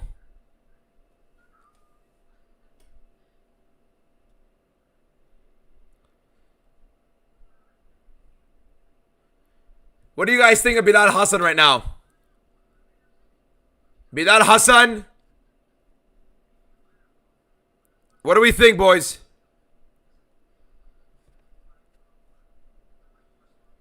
Top 15? You guys think he's a top 15 guy right now in the flyweight division in the UFC?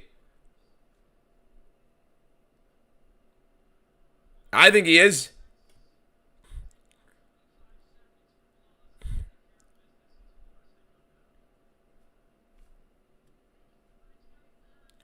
All right, they're getting an interview for Bilal Hassan. I'm gonna record a video real quick about what's happened so far.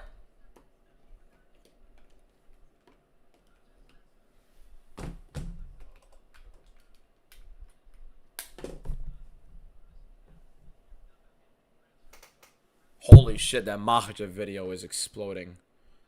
Oh my god.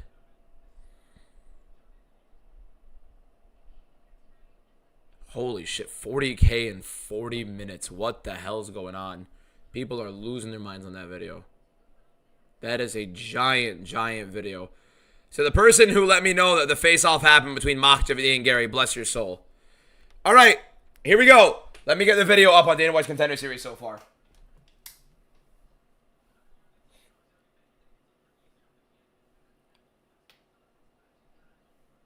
Yeah, this guy is one of the best flyweights in the world today. Get him in the UFC right now. Dana White's Contender Series has started off insanely. Bilal Hassan, 45-second knockout, right hand. Man goes to bed. This is the flyweight division, by the way. Ridiculous power, beautiful timing. This guy is legit. I hate to bring... Oh, my God. I hate to bring this up, by the way. This arm almost snapping in half in the first fight. Ah! Look at that thing, man. I mean, tap! Just tap! I don't know why he thought he was winning the fight. He lost all 3 rounds. Don't lose your arm in the process.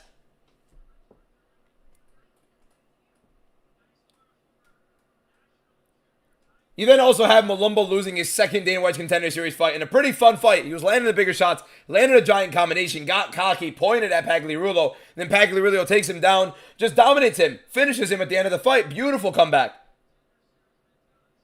But the story so far is Bilal Hassan, 100%, one of the best fighters to come out of Contender Series, 100%. Get this man a UFC contract. Get this man expedited into the UFC. I don't care how young he is. He is legit. He is going to star in that flyweight division. Already a loaded flyweight division. I cannot wait to watch this man fight in the UFC.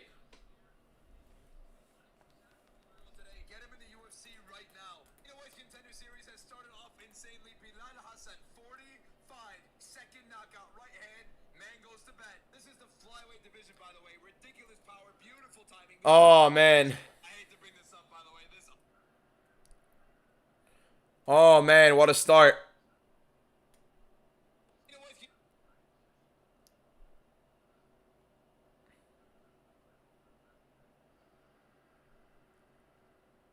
Insane start.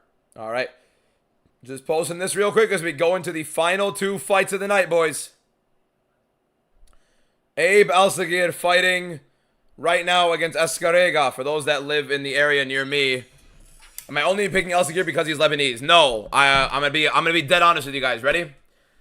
I'm gonna give you guys the exact conversation I was having with my boys, and I was watching it with my boys. Because when I was watching tape, I was in the Discord with my boys. I wanted them to, like, watch with me, because obviously he's from our area. He's also from our country. So we wanted to see how Abe Alcigir looked, right? So we were watching the tape on Abe Alcigir before I watched on his opponent. I was looking at Abe Alcigir. Look at the video. Again, I'd get my ass beat by him. I'm not saying anything otherwise. All I'm saying is I'm watching the tape relative to the competition that I'm thinking. All I'm looking at, I'm like, holy shit, this guy's ass. Competition he's fighting is horrible.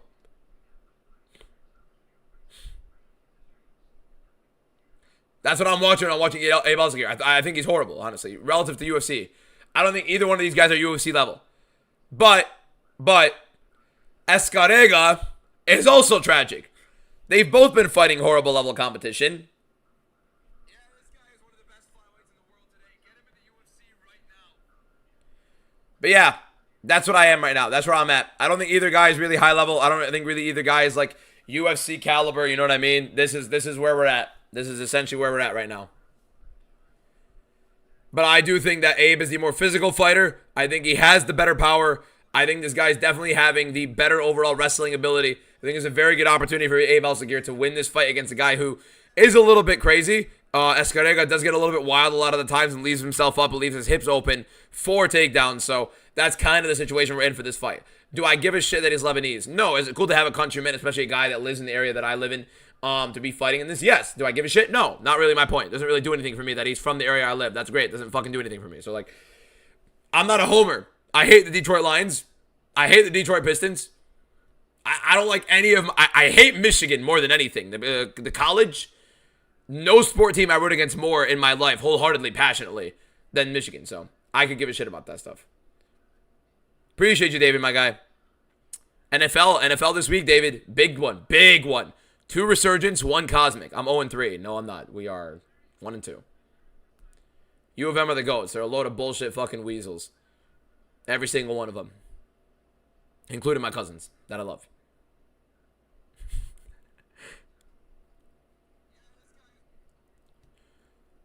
UFC's page posts a better angle of the face-off. Yeah, I mean, it's a little bit late, but whatever.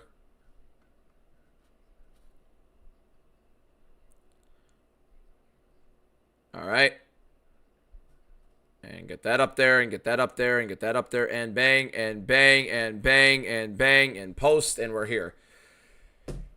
As the biggest Van Glazer, I'm afraid for him against Hassan. He's good, man. Randy Pratama, thank you for the follow. Appreciate it.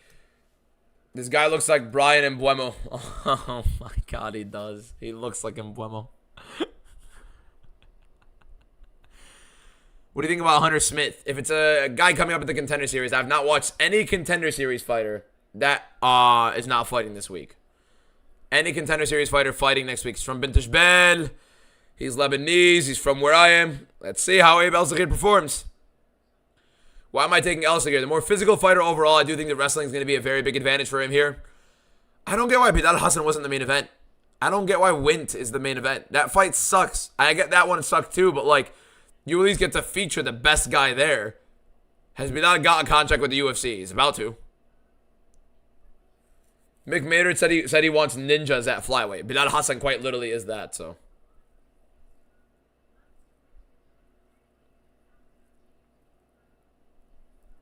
Who is the underdog? El-Sagir is indeed the underdog. He is undefeated, but he is the underdog.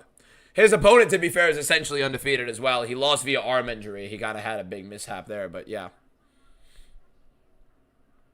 El-Sagir does look like Mbuemo. He does look like Brian Mbuemo. He hasn't fought in about a year either. It's been almost a year since he's fought, and he's, what, 25, turning 26, I believe, so. We'll see. We'll see how he looks. Looking forward to it, I guess. Time to find out how good he is. Hope we're all ready. Ayan, thank you for the hat and the mustache and the lightning bolts.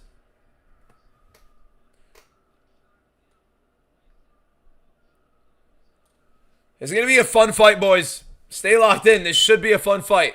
It could be a bit stale if Abe does get top time and he doesn't pass guard as well, but we'll see.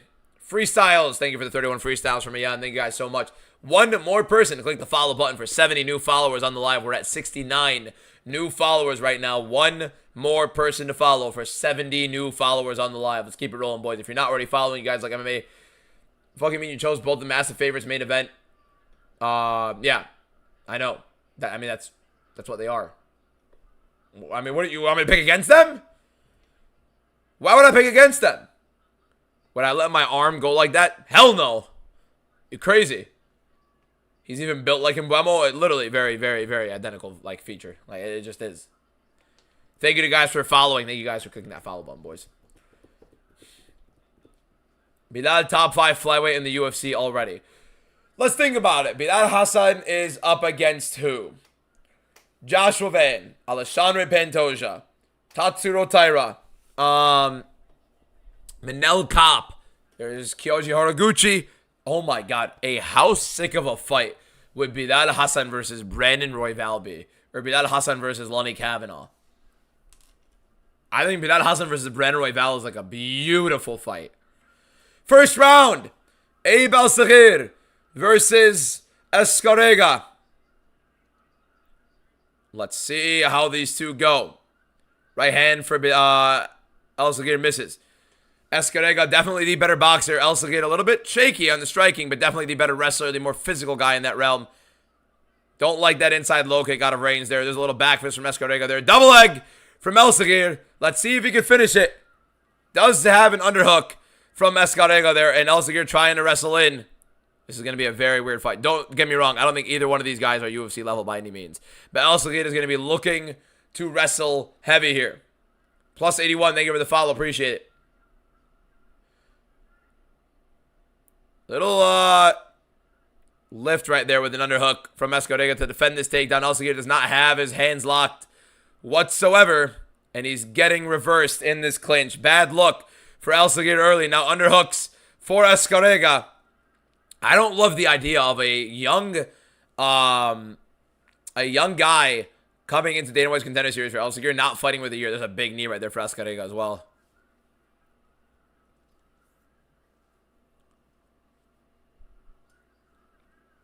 Escarrega reversing the clinch here early on El-Sagir. If El-Sagir is not winning early, he's not winning, period.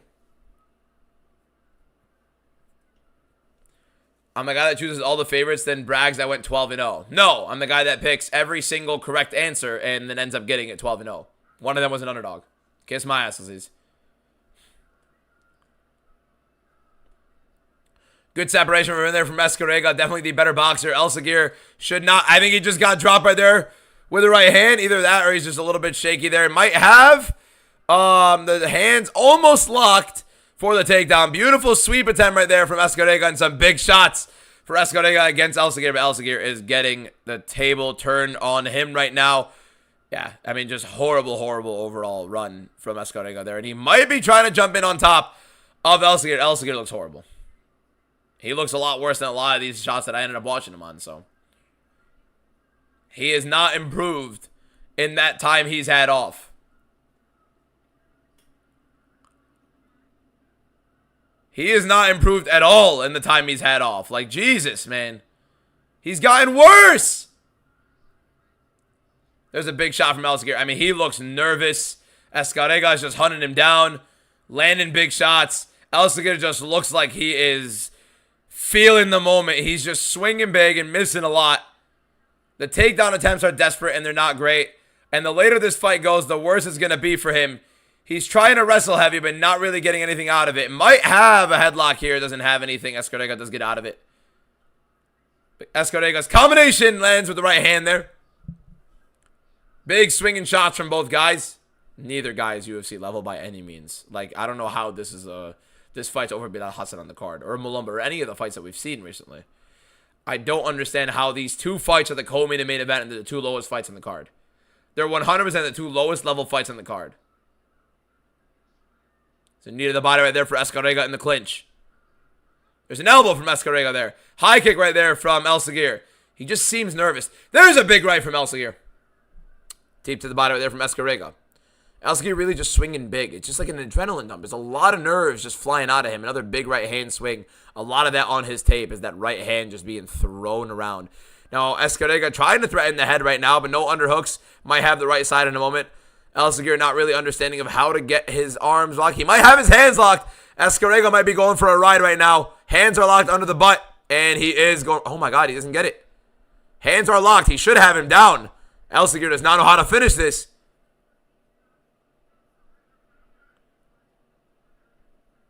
Bro saying co-main and main like they want all getting treated the same. What the fuck does that even mean? I'm saying co-main and main because they are the co-main and main event. Do I think Islam's wearing height booster shoes? Seriously, think about your life if that's the first thing you jump to. Aziz, thank you. Saying like a million different things, but still. Separated the clinch. Elsegear cannot finish the takedown. There's an inside low kick for Elsegear there. Constantly on the back foot as the guy who wants to be wrestling. Not the best looks overall. There's a big combination. Both these guys suck. These guys are both horrible. Big left hook right there from Elsegear. There's a right hand from Escarega. And another right hand from Escarega. And a takedown attempt from Elsegear. These two are horrible. Like, really bad. Really bad. Anak Rontao, thank you for the follow. Appreciate it. Round one ends. I'm going to be dead honest with you. I don't know who to score that for. I don't know who to score that for. Both guys look outright horrible. We might go 2 and 3 on the card. Trey, thank you for the follow. How do you even score that round? Oh, sorry, Shane. No, I don't think he was wearing height boosters. What do we score that round? Seriously. Neither guy belongs anywhere near the UFC.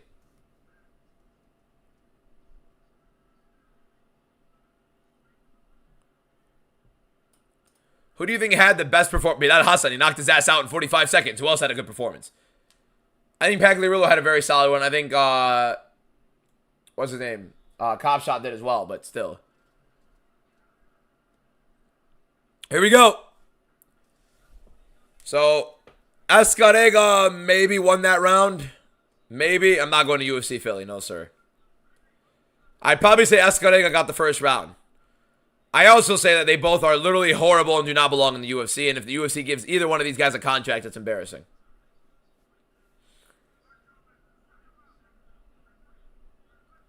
Here we go. Round 2 of Elsegear. Almost threw my mic around. Elsegear versus Escarega. Escarega looking to put it on a little bit later with the volume usually. Let's see how he ends up breaking it down there. No big takedown for Elsegear. Another shot, but he has no ability. By the way, his takedown entries are horrible. His ability to close the distance is horrible. His way of getting in on these legs is horrible. But Escarega is also swinging like a complete idiot too. Like it's not even like heavy swings. He's just like this, and there's no substance behind it. Out of all the fighters, the best chance in the UFC is not even close. It's Bilal Hassan.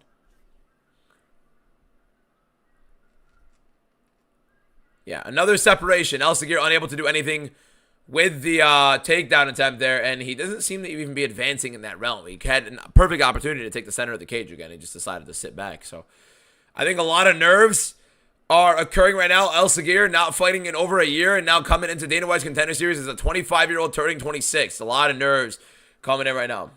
I'm only saying Hassan because he's Muslim. That Hassan won by knockout in 45 seconds. I don't give a shit if a fighter's Muslim or not. I picked against plenty of Muslims in the UFC, bro. And literally not a shit given in the world if a guy is Arab, Muslim, Lebanese, whatever it is. Not a fuck in the world given. How many fighters do you think are getting signed so far out of the first 3? I think the first 3 are all getting signed. The 3 winners are getting signed. How do you feel that Dana hates your guts? Dana hates like everybody in the world that isn't sucking his dick, so it's fine. What just happened? Mouthpiece. All right, here we go.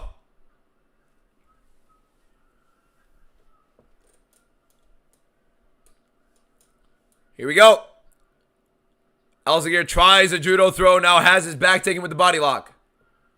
3 minutes left in round 2. Whole lot of nothing happening in these two. Yeah, this fight is tragic. El Sagir gets taken down by Escarrega.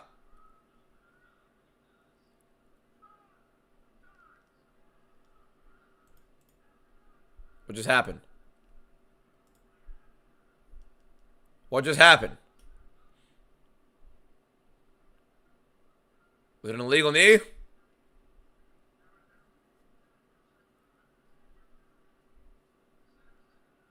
Bro just picked all the favorites. No, I picked the underdog in this fight and he's losing.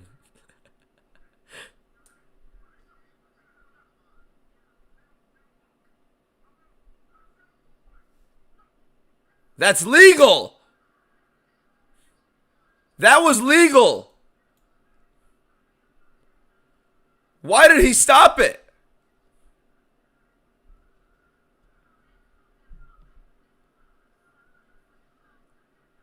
Everybody's hating on you for no reason. I mean, to be fair, I got the first couple. Here's what happened. I went 12-0 on last card. I've been killing the last several months of UFC. I've had one bad start on Dana White's Contender Series. A lot of degenerate psychopaths are putting all their money on everything, and all of a sudden it's gone. Roger's a complete racist psychopath, so he's freaking out because I picked anybody that's a Muslim, and he's just completely defaulting it to that because they're not winning. Big left hook right there for El Sagir. Combination misses for Escarrega. Jab for Escarrega, moving El Sagir back. El Sagir needs to move forward. He cannot consistently be on the back foot. He's not a good kickboxer. Big right hand right there. Almost lands. Doesn't land anything there. There's a knee to the body right there for El Sagir. Right hand and a left hook for El Sagir. Getting a little bit more effective there. There's a big body kick. Another takedown attempt. His wrestling is horrible, and he wants to keep using it. It is literally so bad. What do you think about MVP's current run in the UFC? I want MVP out of the UFC and never anywhere near it again.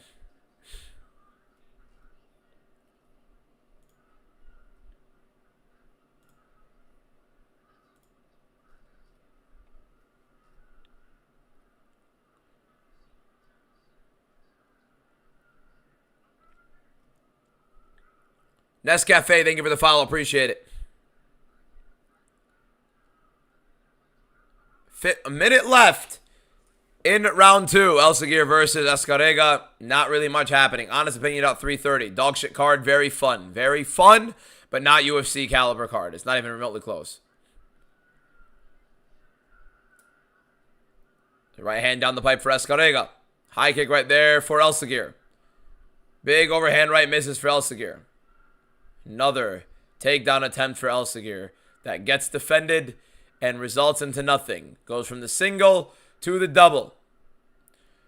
UFC 330 is like a boxing card. A bunch of fights that a bunch of people who are not die-hard UFC fans know anything about.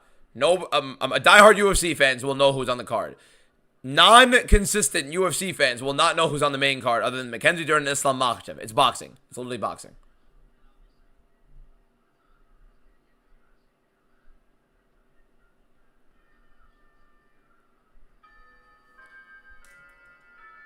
All right, there we go.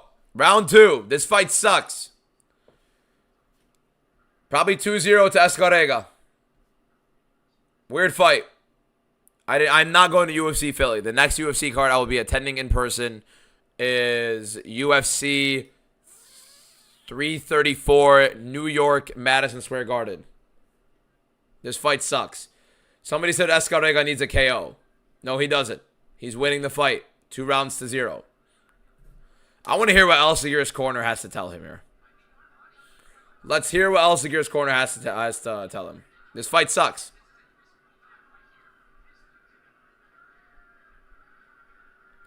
Swax, thank you for the follow. Appreciate it.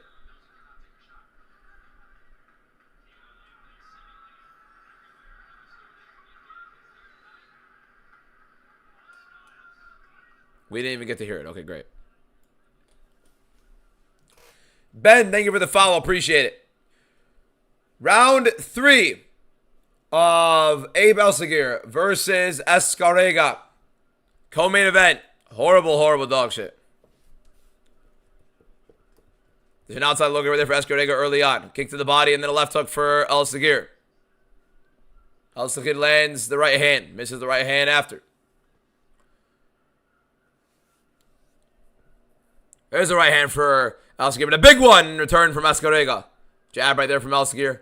And a good return from Escarrega moving to these guys. I swear to God, please. There's no world either one of them gets a contract. I don't care if they get a finish or whatever it is. They are both horrible.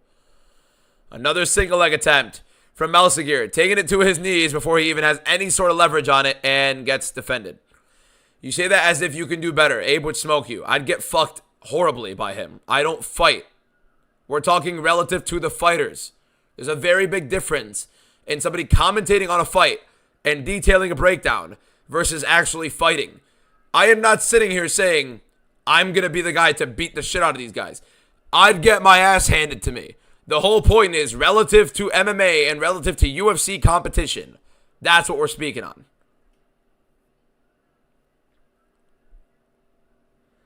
Escarrega now kind of on a sprawl. Elsegear trying to go on a single leg. Escarrega trying to threaten some sort of choke, and Elsegear not really loving this grip here. Let go of the leg of Elsegear, so maybe there's something there for Escarrega to capitalize on positionally.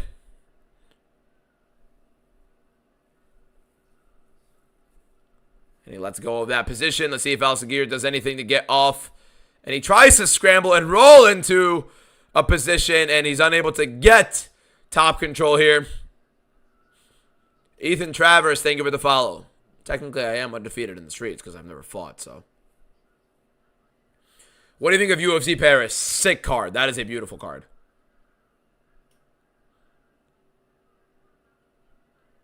UFC 330 low-key overhated. We got two title fights and Edson Barbosa fight. 2026. Elsegear now trying to take the back of Escarrega. He's flying off the right side right now without his left hook in. And he has the right hook in. Escarrega is looking to fight it off, but he needs to put in the left hook. Elsegear does, and he does! So maybe Elsegear, with 2 minutes and 43 seconds, has a finish. He does have the back. He needs to put in the body triangle. Escarrega looking to fight it off. He's fighting off a hook. Elsegear is seemingly trying to slip. He has to climb up with his left hip. He has to shoot his left hip up, and he lost that hook. So Elsegear is going to be losing this position. He lost it, and now he's getting put on bottom because he is just heavily relying on it. Kimura attempt, though, for Elsegear from bottom. Doesn't have any leverage in position. All it is something for him to use to get out of the position. He let go of the lock. Here we go. He has it again. Here's an attempt at it. Escarrega defending by straightening his arm.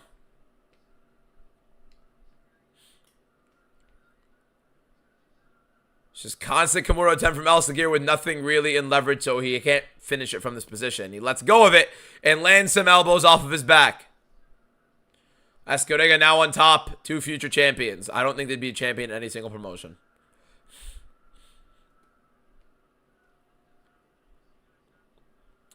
Elsegear now looking for a leg lock. Let's see if he has anything to work with here. Trying to switch it off to the other side. Let's see if he has anything to work with. He's wrapping around. He's going to try maybe an ankle lock here. Trying to try ankle straightener.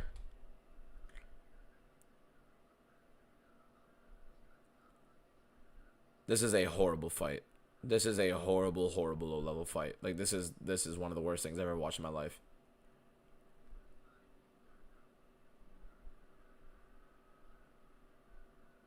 There's a double leg right there for Elsevier to finish it off as well. Getting on top of Escarrega.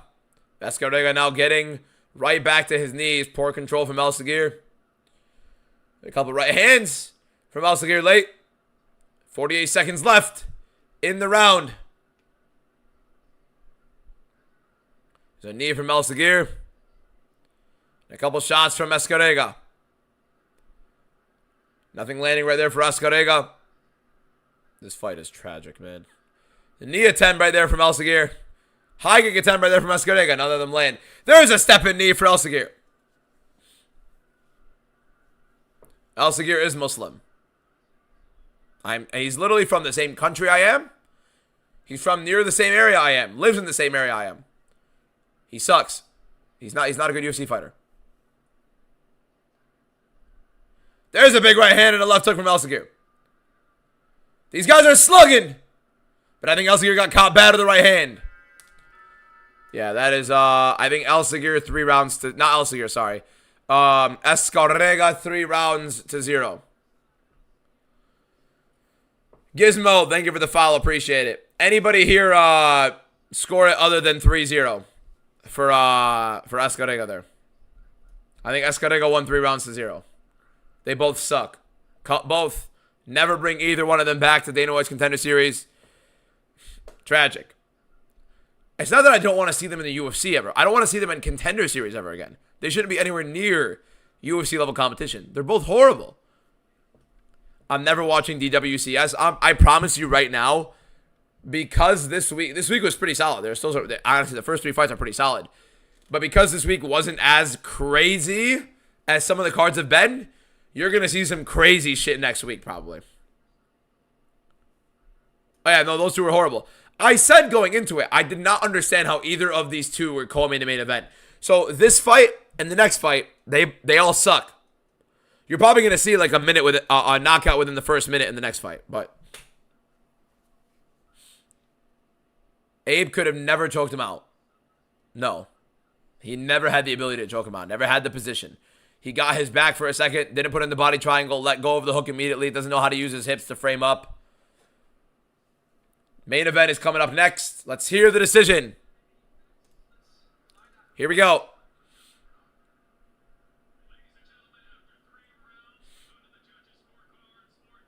Let's hear it. To split.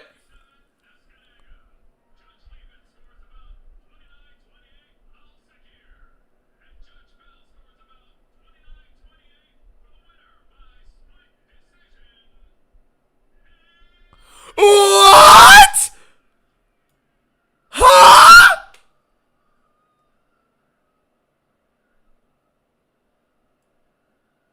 What is this bullshit? That's a load of bullshit. What the hell is that? What did he do? No, like seriously, what did he do? The other guy got a 30-27 scorecard, and that's the correct scorecard. What the hell is that? My man, no. It's, huh?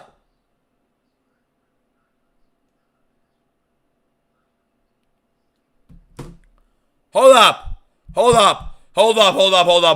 Stop. Okay, I picked the underdog. He won. He did not win. He did not win that fight. He didn't win a round. He didn't do shit.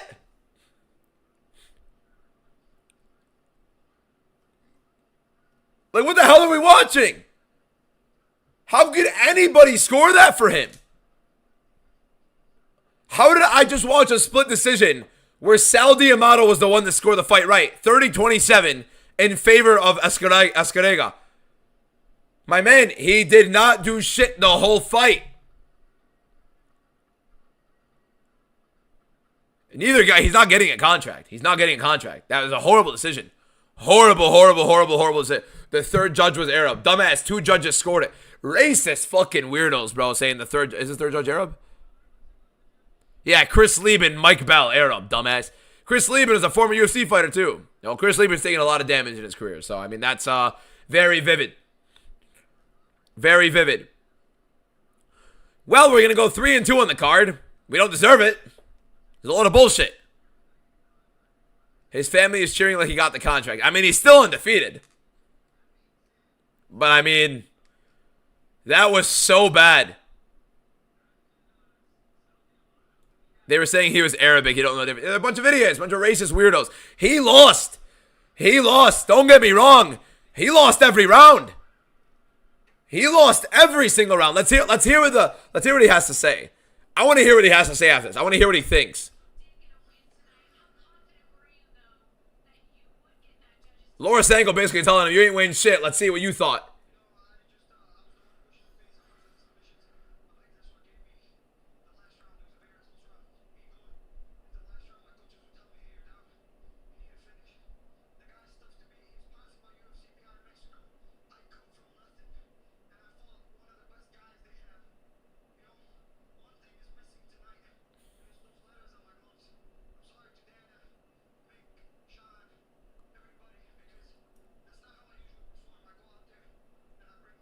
No, you don't. It's the same exact style that I've seen every single time.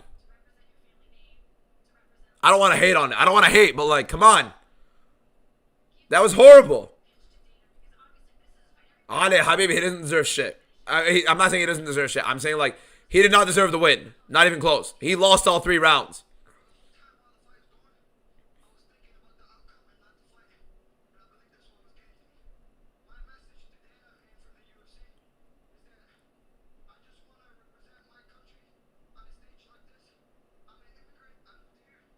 He's not getting a contract, bro. He didn't win the fight. He's not getting a contract. We're doing some American Dream gimmick. Okay, that's great.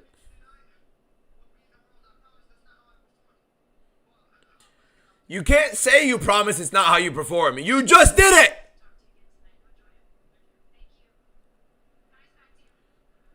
I've watched the tape on every single one of these fighters on this card. He did not fight any differently from when he usually fights.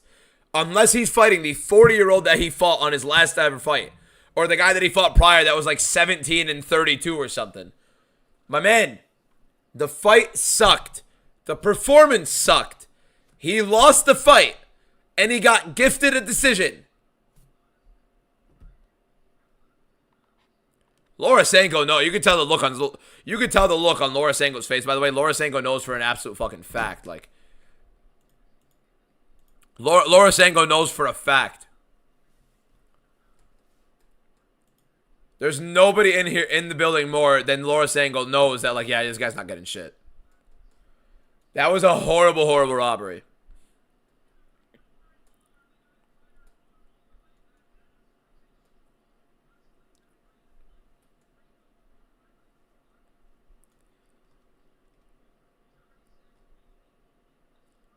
That's bad. That's bad. That was a horrible, horrible, horrible, horrible robbery. Horrible robbery. Outright embarrassing robbery.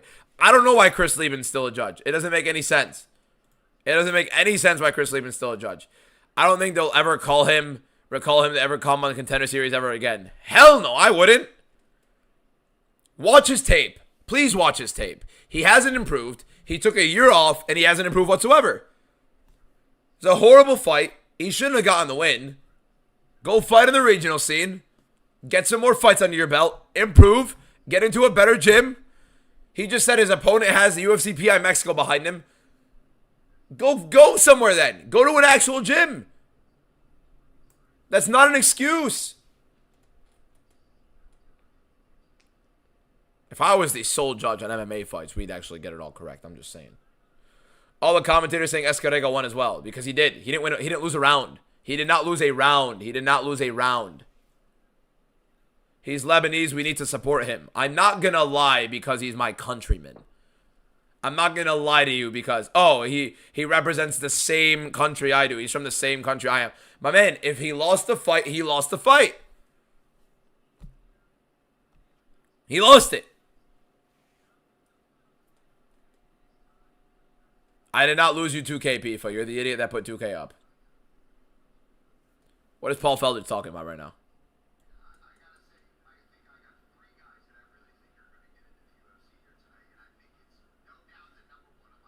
Bilal Hassan is 100% getting into the UFC. So he's basically saying who's going to rate the card so far. Very solid up until that last fight. That last fight sucked. Expected it to be fair. And then now we're here. You just want a Lebanese fighter in the UFC. We had Khalid Taha. He sucked as well. You don't want a Lebanese fighter that sucks and gets completely wiped.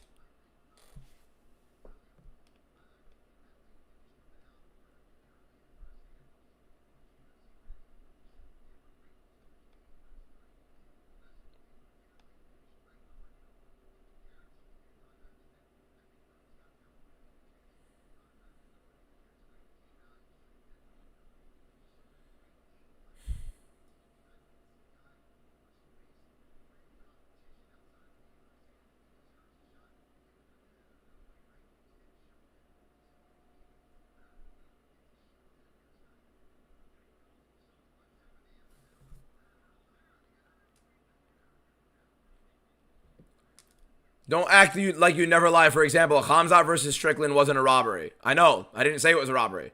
I said Strickland won the fight. I think it's a very close fight. I know a lot of people believe that that Khamzat won. I don't. Elsevier was the only one doing damage and going forward. He was on the back foot a majority of the time. Stop lying to yourself. He was not going forward. He just lied to you saying he was the one applying pressure the whole time. He was not. He was not advancing the whole time. He just simply was not. Go watch the fight back. What's your top 3 favorite UFC commentators? None of them. Myself. That's it. I haven't listened to UFC commentary in a year and a half. A little bit over a year and a half. I've had it low. I've had it low enough where I could hear the shots being landed, and I hear myself commentate. That's it. Paul Felder didn't even mention Elsevier in his rankings because he doesn't believe he deserves a contract, and he doesn't. I'm just saying that because it's your pick. Which one? Elsevier? I literally said he did not deserve it. I just said he did not win that fight. Not even close. When I get on DWCS, go for me, boys. I've been looking for you, my man. You just gotta let me know who you are. Because your username doesn't really help me. Nobody gets a contract tonight besides Hassan. No, those first 2 winners definitely get a contract. Your wrestling is 0. Your grappling is... don't act like you... Yeah, never mind. He got robbed and the ref got rid of his position when it was a legal knee. That knee was illegal. Oh, no, it was legal. It was legal. My bad. Yeah. Oh, on top of that. There's a different fight with an illegal knee. You should be ashamed not backing your fighters. My man, kiss my ass.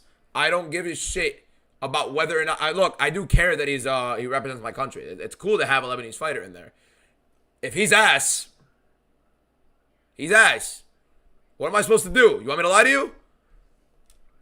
Khabib Nurmagomedov 0. Thank you for the 4 roses. No, the 7 roses. The 8 roses and the dolphin. Thank you so much. When is the MMA debut? Literally never. Tailed you one night. Went 1 for 5 on a main card. I've never gone 1 for 5 on a main card in my life. Who's your favorite UFC fighter of all time except Peter Yan? Probably Ilya. Ilya Taporia. Thank you, Queen. Is that what they do? Fuck you, asshole. How many did you get right? We're 2-2. We definitely should not be 2-2, but we're 2-2. Pag will get the contract as well. Crop shot. I feel like that armbar would give him enough of a moment. Who's the Lebanese fighter? The guy that just won. Definitely shouldn't have won, but he won. So, I mean, we're here. So, that's kind of where we're at.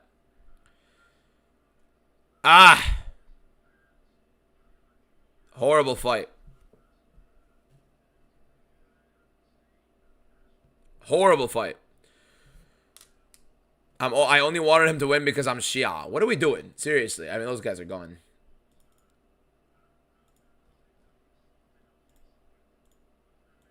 What I do... Okay. Nobody gives a shit what country somebody's from, what religion they represent. I could give a fuck. It does not matter. I couldn't give a fuck. It does not matter. He lost that fight. He lost every round of that fight. He did not do shit in that fight. He tried a sympathy story at the end to try to get the contract. He fights exactly like that every single fight. Maybe he tries to go big, but his overhands suck. It's the same thing.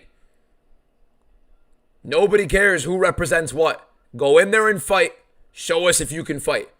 Show us how good you are. If you can't, who gives a shit where you're from? Love you too, Alfredo. And Beef is gone, bro. There are some annoying ass comments today. You guys are getting to me today. I'll give you it. I'll give you it. I'm trying to enjoy the. I'm trying to enjoy the stream today. Some of them are getting muted. Will McMillan be on the main card of Noche? I'd be shocked if Tommy McMillan is going to be on the prelims. Yes, it's going to be Tommy McMillan on Noche. What do you make of Marwan Rahiki? Do you think he could enter the top 5 or 10 in featherweight? Yes, but not right now. Not right now. It's going to be a while. It's definitely going to be a while.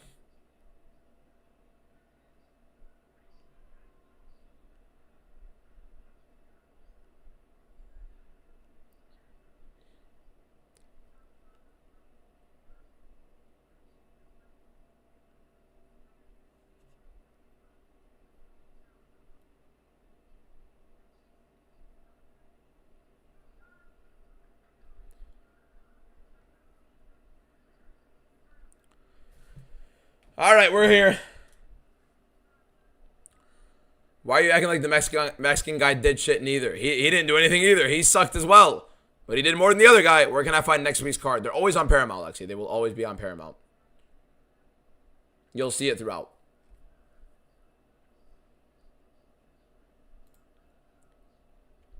You think Robertson can beat Dern this Saturday? No, I have Dern. Dern's one of my more confident predictions. My top 5 predictions come out tomorrow as well.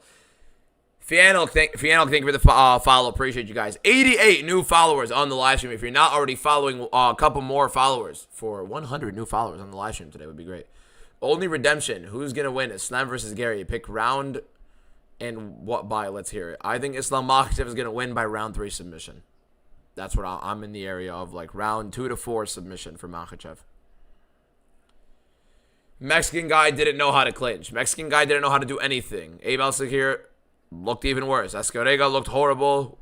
Elsagir looked worse. Did I see the robbery? Outright and blatant. Yep. It was horrible. Wentz looks strong. He is. He's a former NFL player. He played for the Jets. He's a horrible fighter. They both suck. They both outright suck. Damso, you have to have better things to do in your life than like rage bait 24/7. It's embarrassing. I'm gonna tell Elsagir about you, buddy. That's great. He'd kick my ass. Not the point of the whole fucking conversation, is it?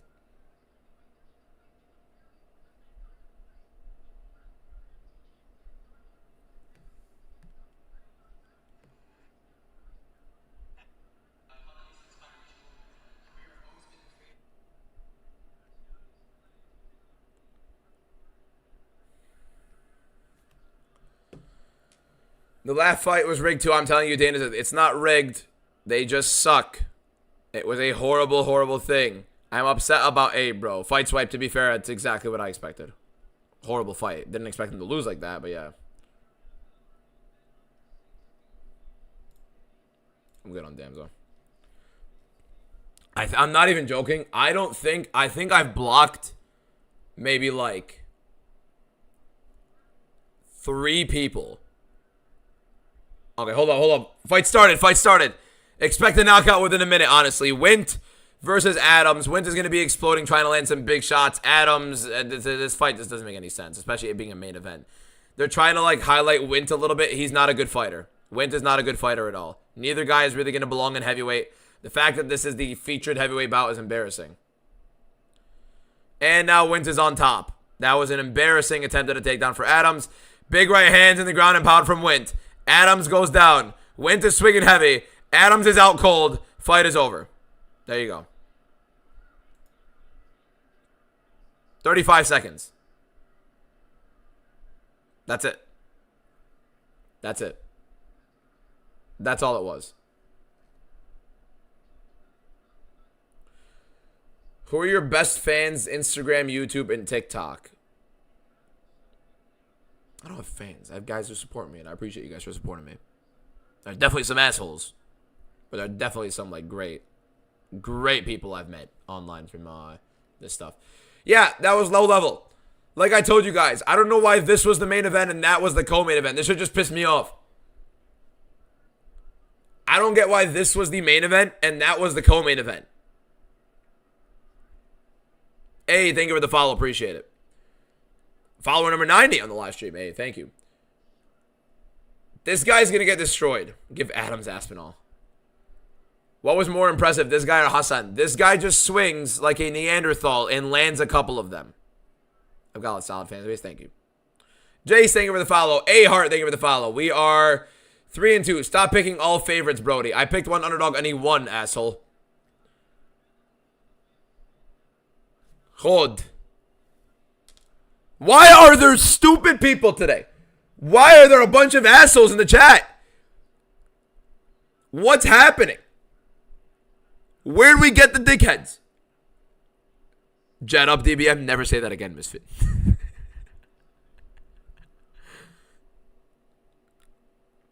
Wentz does not belong in the UFC. He's explosive. He's fun. He's horrible. But to be fair, there are a lot of horrible heavyweights that don't belong in the UFC. So if you put him in, he's just going to fit in with a lot of them. You know what I mean? Stop it, Misfit. We went 3-2. One of the underdogs we picked won. 3 underdogs on the card won. I think everybody's getting a contract except Abe El-Sagir. Every winner is getting a contract except Abe El-Sagir. You got to be a different level of troll to get blocked by DBM. It's honestly just catching me at the really, really right time. Thank you, ACL.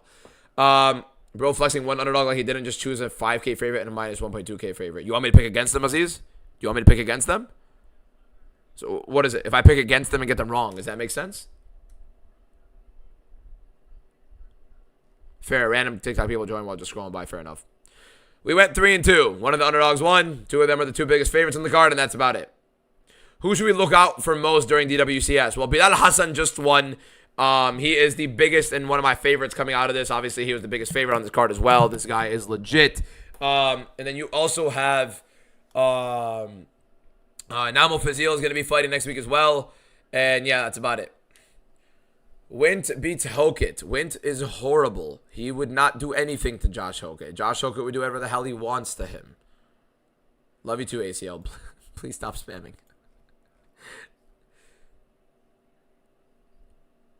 Abe should not have won. He lost all 3 rounds.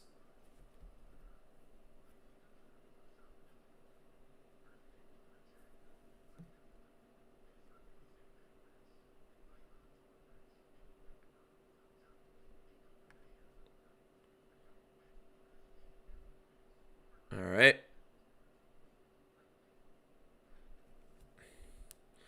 But Wint is a better football player. Am I Arab? Yes. Fully. Gotta love how we know who gets in straight after. Yeah, I love how they just immediately go into there.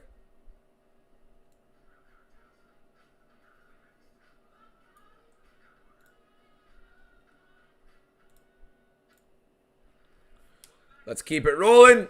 Let's hear who gets a contract.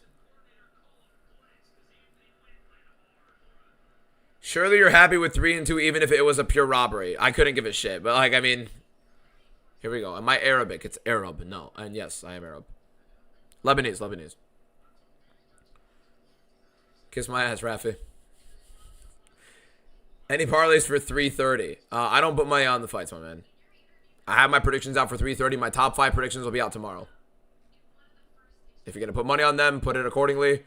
Be responsible with yourself. I suggest you don't put any money on them. I can't stop you from making a horrible life decision, so please be responsible because you know it is your money. What's up, Mad Benz? I love Beirut. I went there. Beirut is a beautiful city when it's not getting bombed. We all in agreement that was a screw job, right? Oh, yeah, outright horrible screw job in the co-main event. Not even remotely close. It was a horrible decision. Bilal Hassan's a baller, though. The fruity side, I'm fully Lebanese, but no, I wouldn't reckon fruity. Some of my hobbies may be a little bit fruity. Like, my music taste gives off a little bit fruity, but that's essentially it. I think everything else from that, I think I'm pretty solid. I cut off of it.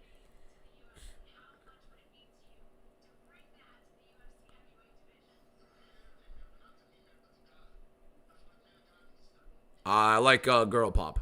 Heavily. Like, heavy on girl pop for my music taste. Like, Olivia Rodrigo, Cat's Eye. Like, that's the type of shit I'm into. It's that bad. I listen to all of it, everything except country, but like that's the main thing. No, Nancy Usher has some bangers. Don't even lie to yourself. Abe, managed by Ali. Maybe he's doing some convincing behind the scenes. Nah, Ali doesn't have any sort of control. How did Escarega lose? He didn't. Abe did not win that fight either. It was a load of garbage. Which two performances of the night? Which two get performance of the night and what's fight of the night? I don't think they do that in Dana White's Contender Series at all. But performance of the night would be Bilal Hassan. Fight of the night would probably be Malumba versus Pagliarulo. I think that's the best. Driver's license is indeed a banger. What about Pop Smoke? He's got some fire ones. When it rains and pours, Christian Dior. I think I get copyright for that if I sing it on YouTube right now, so I gotta stop. Dana White is about to give us the contracts, and that can go fuck off. If you want to watch my full fight card predictions on YouTube, I'm gonna put that out ASAP.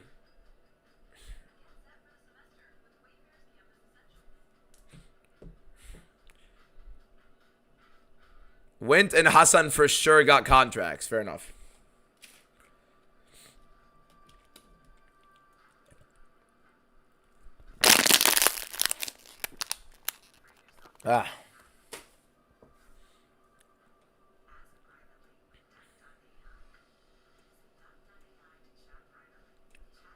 Aziz, you might be the weirdest viewer I have on any single platform.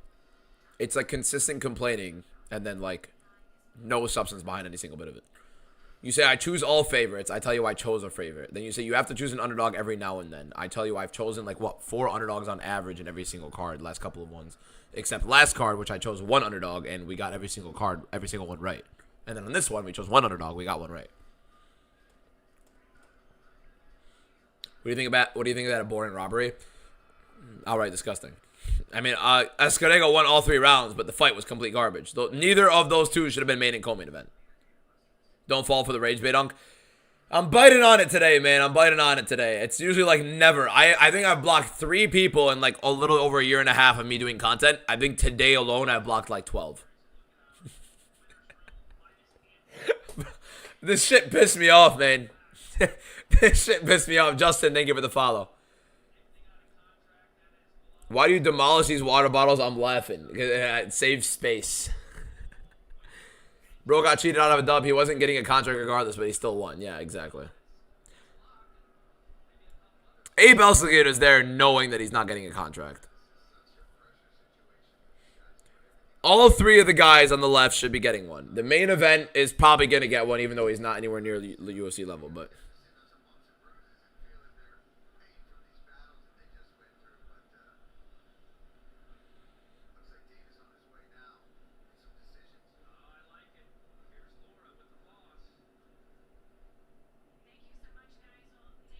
Here we go.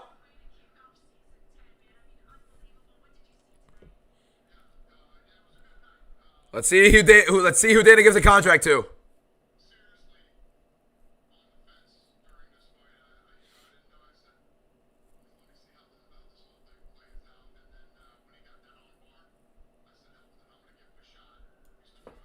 Told you guys the armbar was going to sell it. It didn't look like it was going to be anything, and then the armbar sold it.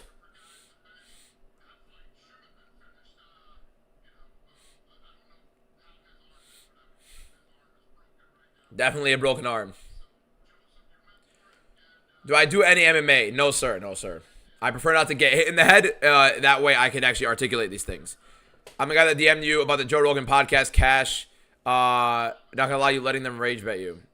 Quote, Joe Rogan podcast. Hold up. Pagliarulo. Yeah, Pagliarulo's in. Expected. Bilal Hassan. He should do Bilal Hassan last.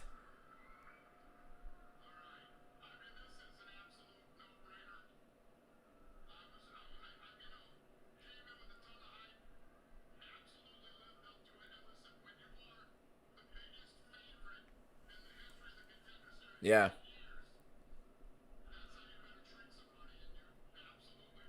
Huge stuff for Bilal.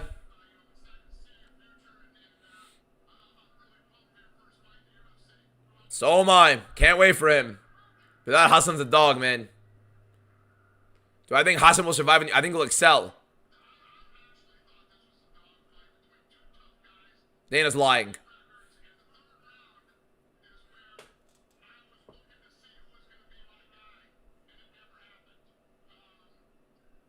I agree. Oh, shit! Oh!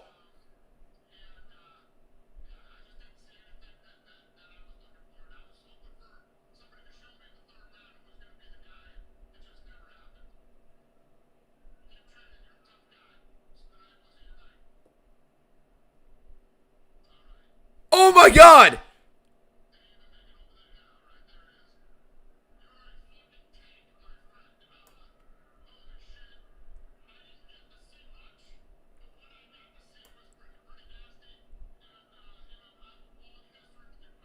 Dana White let him know he didn't win.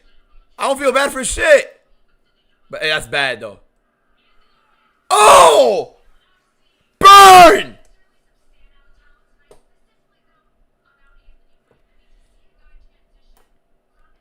Are you ever considering getting a real job? Consider kissing my ass. Man. A Dana just spit in his face. Oh my god. Dalton. You can't say that. Dalton said gonna find Abe hanging from the ceiling. Dalton, you can't do that. You can't say that shit, bro. That's not good. You can't be saying that. That's... Bro. Dalton.